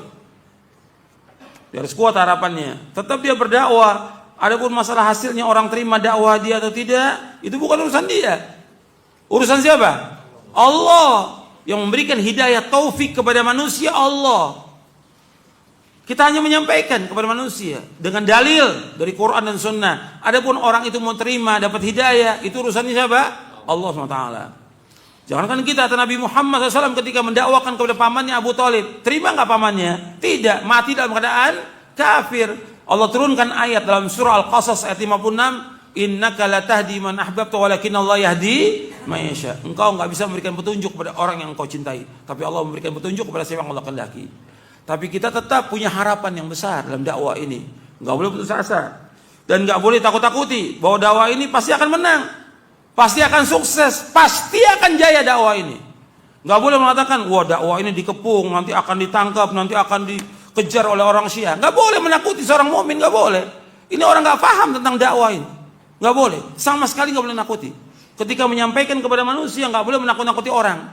Bahwa kita sudah dikepung oleh orang-orang kafir, orang-orang Syiah sudah berkuasa, kita akan dihancurkan. Nggak boleh. Bahwa dakwah ini pasti akan menang, pasti akan jaya, pasti akan ditolong oleh Allah. Yakin kita. Sebab kita menolong dakwah ini dengan mengajarkan kepada umat, dengan melakukan amal-amal soleh. Allah berfirman, in tansurullah yansurkum wa yuthabbit aqdamakum. Jika kalian menolong agama Allah, pasti Allah akan tolong kalian. Nggak boleh kita lemah, nggak boleh. Nggak boleh kita putus asa, nggak boleh. Kita harus kuat dalam dakwah ini. Dakwah ini nggak akan berhenti selama ada langit dan bumi. Meskipun dilarang kita dalam dakwah, tetap dakwah ini harus jalan. Nggak punya tempat, nggak punya masjid, tetap dakwah harus jalan selama ada langit dan bumi. Nggak boleh kita lemah, nggak boleh putus asa dalam dakwah. Ini yang Nabi ajarkan kepada umatnya demikian. Untuk melihat Nabi Muhammad SAW, yang Nabi ajarkan kepada mereka, mengingatkan mereka tentang sorga, bukan tentang dunia, bukan tentang jabatan, kedudukan, harta, bukan. Nabi di saat dakwah dalam kondisi yang sangat sempit, diintimidasi, diboikot, Nabi mengatakan kepada orang-orang yang datang masuk Islam dari Madinah, itu orang-orang Ansar, pada Baiat Aqabah yang pertama, pada Baiat Aqabah yang kedua, setelah Nabi ingatkan mereka untuk bertauhid kepada Allah segala macam, dan kalian harus menolong aku kalau aku hijrah ke Madinah. Apa kata Nabi? Allah akan jamin kalian dengan sorga. Anda perhatikan, jamin dalam kondisi sempit ini tetap masih punya harapan. Dakwah ini tetap akan menang. Tapi Nabi memberikan harapan kepada mereka juga tentang apa? Bahwa mereka akan mendapatkan apa? Sorga, bukan dunia. Bukan Nabi mengatakan kalau kalian nanti tolong aku kasih jabatan kamu sebagai menteri. Bukan. Sorga dalam dakwah ini, bukan yang lain. Jadi ini harus kita ingat, para dai harus ingat bahwa tujuan hidup kita yaitu Allah menciptakan kita untuk ibadah, dan dakwah termasuk ibadah. Kita harus lakukan ikhlas karena Allah, dan tujuan kita dengan dakwah ini mendapatkan ganjaran pahala agar manusia selamat dari berbagai macam kesyirikan, kegelapan, kebodohan dan yang lainnya, agar umat kembali ke jalan yang benar. Ini dai, tugas dai bagaimana mengajak umat supaya umat ini selamat dari berbagai macam bentuk kesyirikan, bentuk bid'ah, bentuk segala macam fanatik golongan yang sempit. Kita harus membebaskan umat ini agar manusia beribadah hanya kepada Allah, menjadi hamba Allah saja, tidak menjadi hamba manusia. Mudah-mudahan yang saya sampaikan bermanfaat untuk saya dan untuk sekalian. Dan ini saya agak lama terakhir karena ini poin terakhir, dan ini supaya betul-betul paham tentang dakwah kita. Dan saya harapkan kepada antum semuanya, kepada yang hadir di majelis ini di Masjid Nurul Tauhid, dan kepada semua pemirsa TV Roja dan pendengar radio Roja, dan semuanya para dai, coba baca kembali buku Syarah Akidah ini, baca lagi, kemudian baca buku-buku lagi yang bermanfaat yang berkaitan dengan dakwah, agar kita paham tentang dakwah, kita paham tentang agama yang hak ini, sehingga kita tidak taklid, tidak ikut-ikutan, dan tidak disesatkan oleh manusia. Kita berjalan di atas basirah, di atas ilmu dan keyakinan, dan di atas manhaj yang benar sampai kita diwafatkan oleh Allah SWT. Mudah-mudahan apa yang saya sampaikan bermanfaat. Kurang lebihnya saya mohon maaf. Wassalamualaikum Muhammadin sallallahu alaihi wa ala alihi wasallam.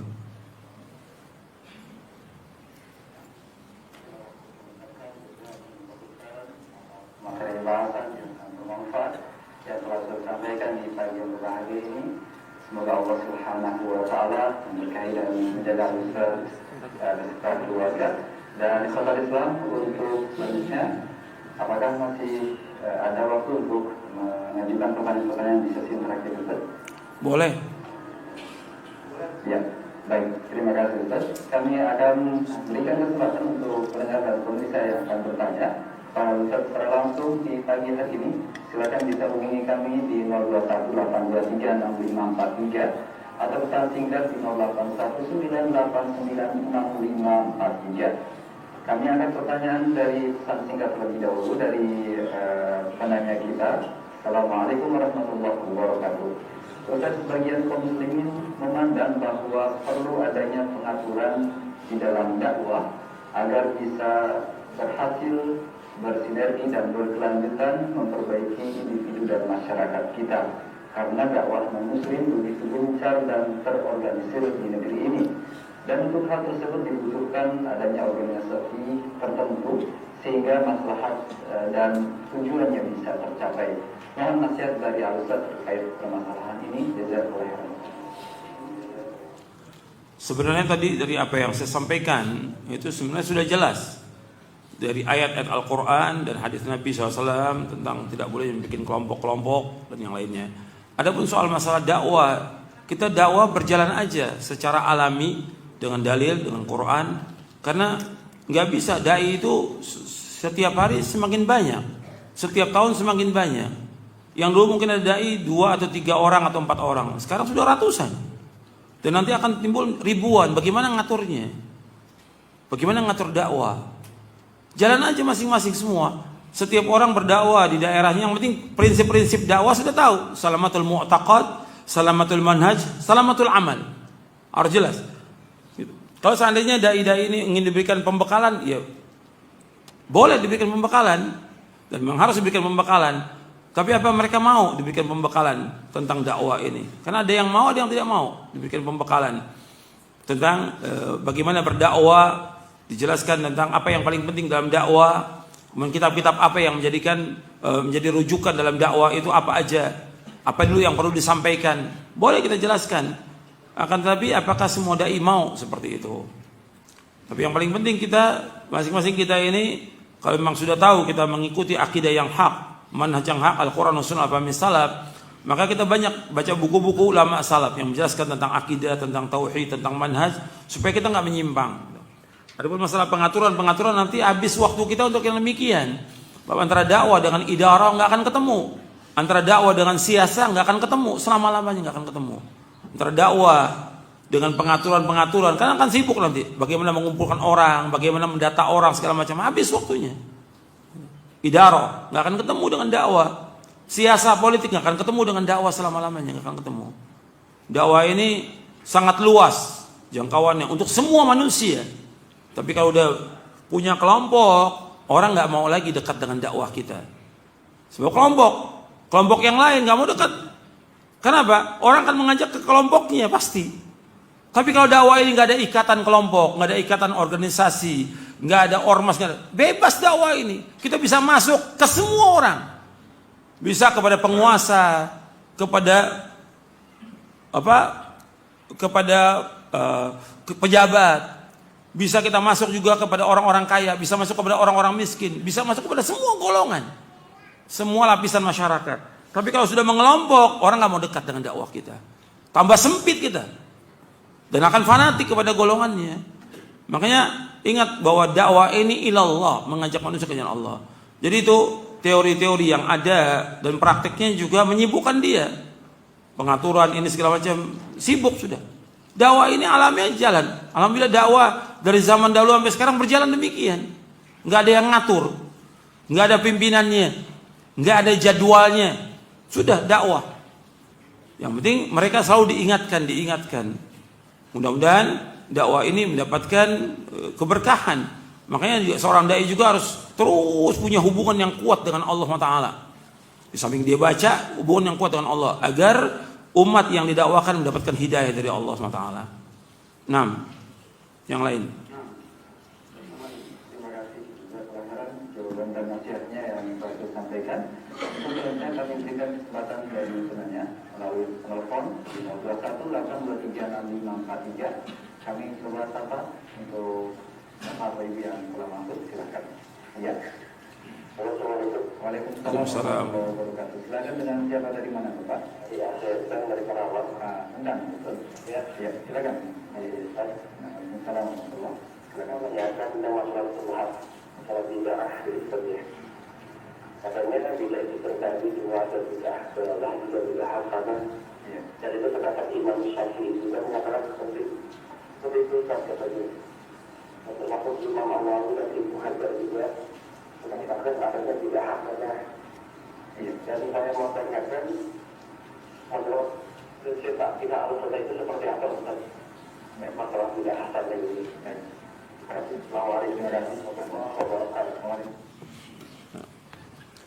Tadi sudah saya jelaskan tentang masalah bid'ah.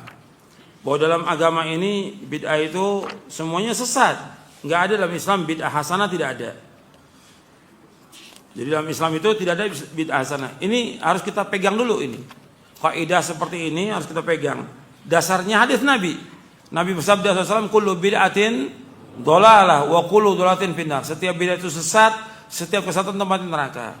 Yang kita pegang dalil dulu. Nah, kadang-kadang kita dalam masalah manhaj ini, makanya tadi saya sebutkan manhaj salamatul mu'taqad, salamatul manhaj. Manhaj kita dalam kita mengambil dalil dan menggunakan dalil, yang kita pegang dulu yaitu sabda Nabi SAW dan perbuatan Nabi. Adapun perkataan ulama, pendapat ulama, sekarang kita lihat pendapat ulama ketika bertentangan dengan hadis Nabi, kita terima, kita tolak. Kan para imam juga mengatakan, Imam Hanafi, Maliki, Syafi'i, Hambali, rahimahullah dan yang lainnya, apabila pendapatku bertentangan dengan hadis Nabi, kamu buang pendapatku. Apabila pendapatku menyalahi sunnah Nabi, kamu buang pendapatku. Semuanya mengatakan demikian. Yang kita ikut dalil. Kalau kita pakai pendapat, ya akan terus sesat nanti kita. Kan imam ini, hatta 1000 imam kalau menyalahi sunnah Nabi, buang atau tidak? Buang pendapat imam. Yang kita ikut sunnah Nabi SAW. Nabi yang mengatakan semua bid'ah sesat. Bahkan sahabat memahami demikian. Nabi berkata dalam bahasa Arab yang fasih. Dan sahabat paham bahasa Nabi SAW. Makanya Ibnu Umar mengatakan kullu bid'atin dhalalah wa in ra'ahan nasu hasanatan. Setiap bid'ah itu, semua bid'ah itu sesat. Meskipun manusia memandang baik, memandang hasanah, tetap aja bid'ah sesat. Jadi itu yang harus kita pegang dalam kita beragama ini, dalil. Itu ingat itu. Omongan imam, omongan ustadz bukan dalil. Orang banyak bukan dalil. Adat istiadat bukan dalil. Kebiasaan manusia bukan dalil. Dalilnya Quran dan sunnah ala fahmi salaf. Itu penting tuh dalam kita beragama. Nah, yang lain. Satu lagi.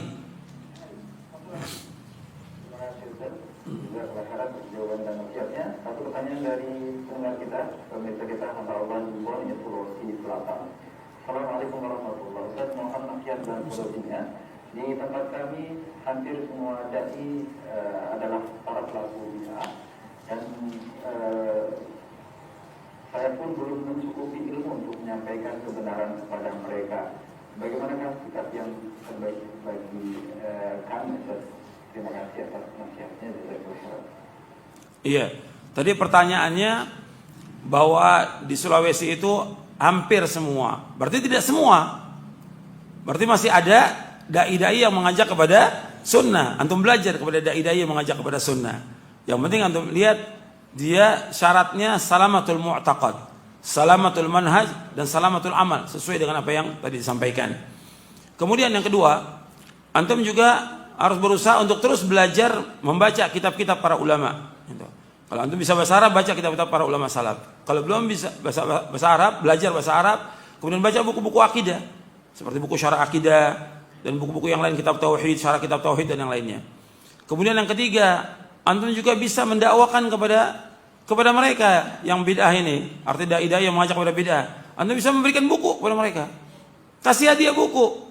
Nah, di kita kadang-kadang kurang. Kadang-kadang kita membeli buku untuk kita aja, kita baca cukup. Jangan. Maksudnya kita lihat guru-guru kita yang pernah mengajarkan kita kepada bid'ah dulu, yang kita juga belum tahu, mereka juga belum tahu. Sekarang masih mereka berbuat bid'ah. Kita berikan hadiah kepada dia, buku-buku, supaya mereka kembali ke jalan yang benar. Mudah-mudahan dari apa yang mereka baca, mereka sadar dan kembali. Kan banyak para dai itu yang menyimpang. Kita berikan hadiah buku. Ratusan dai. Mungkin sekarang ini sudah ribuan di Indonesia ini dai. Nah, coba kita yang di kampung kita kasih buku-buku yang bermanfaat supaya mereka sadar dan kembali ke jalan yang benar. Itu merupakan dakwah. Di samping juga yang keempat, doa. Kita berdoa kepada Allah agar mereka diberikan hidayah oleh Allah Taala. Dan yang perlu antum ingat bagi penanya dan juga bagi semua yang hadir dan juga semua pendengar Radio Roja dan pemirsa TV Roja, yang paling penting lagi dalam kita berdakwah, dalam kita mengajak diri kita, istri kita, anak kita, keluarga kita, paling penting itu. Seorang dai ketika dia akan berdakwah, keluarganya dulu. Sebab Allah berfirman, ya ayyuhalladzina amanu qu anfusakum wa ahlikum nara. Wahai orang beriman, jaga diri kamu dan keluarga kamu dari api neraka. Itu dulu yang paling penting.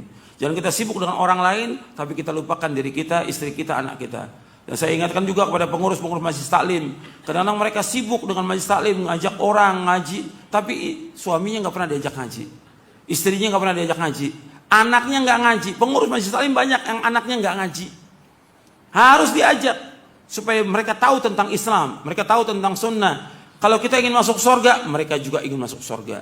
Bahkan diajak juga semuanya, pembantu-pembantu kita, supir dan yang lain harus diajak untuk ngaji supaya mereka paham tentang agama ini. Itu saja yang perlu saya sampaikan. Mudah-mudahan kajian yang terakhir ini bermanfaat untuk saya dan untuk antum sekalian, dan mudah-mudahan kita diberikan oleh Allah hidayah taufik dan istiqamah di atas Islam dan sunnah ala fahmi salaf sampai kita diwafatkan oleh Allah Taala. Dan insyaallah kajian selanjutnya nanti kita akan membahas syarah kitab tauhid, dan antum juga jangan lupa untuk membawa buku itu, dan juga kepada semua yang mendengar kajian ini mengulang kembali syarah akidah Ahlussunnah wal Jamaah, mengulang kembali agar betul-betul kita paham tentang isi kitab itu dan dapat kita amalkan. Kurang lebihnya saya mohon maaf. Wassalamualaikum warahmatullahi wabarakatuh. Subhanakallahumma bihamdik Asyhadu an la ilaha illa anta astaghfiruka wa atubu ilaik. Assalamualaikum warahmatullahi wabarakatuh.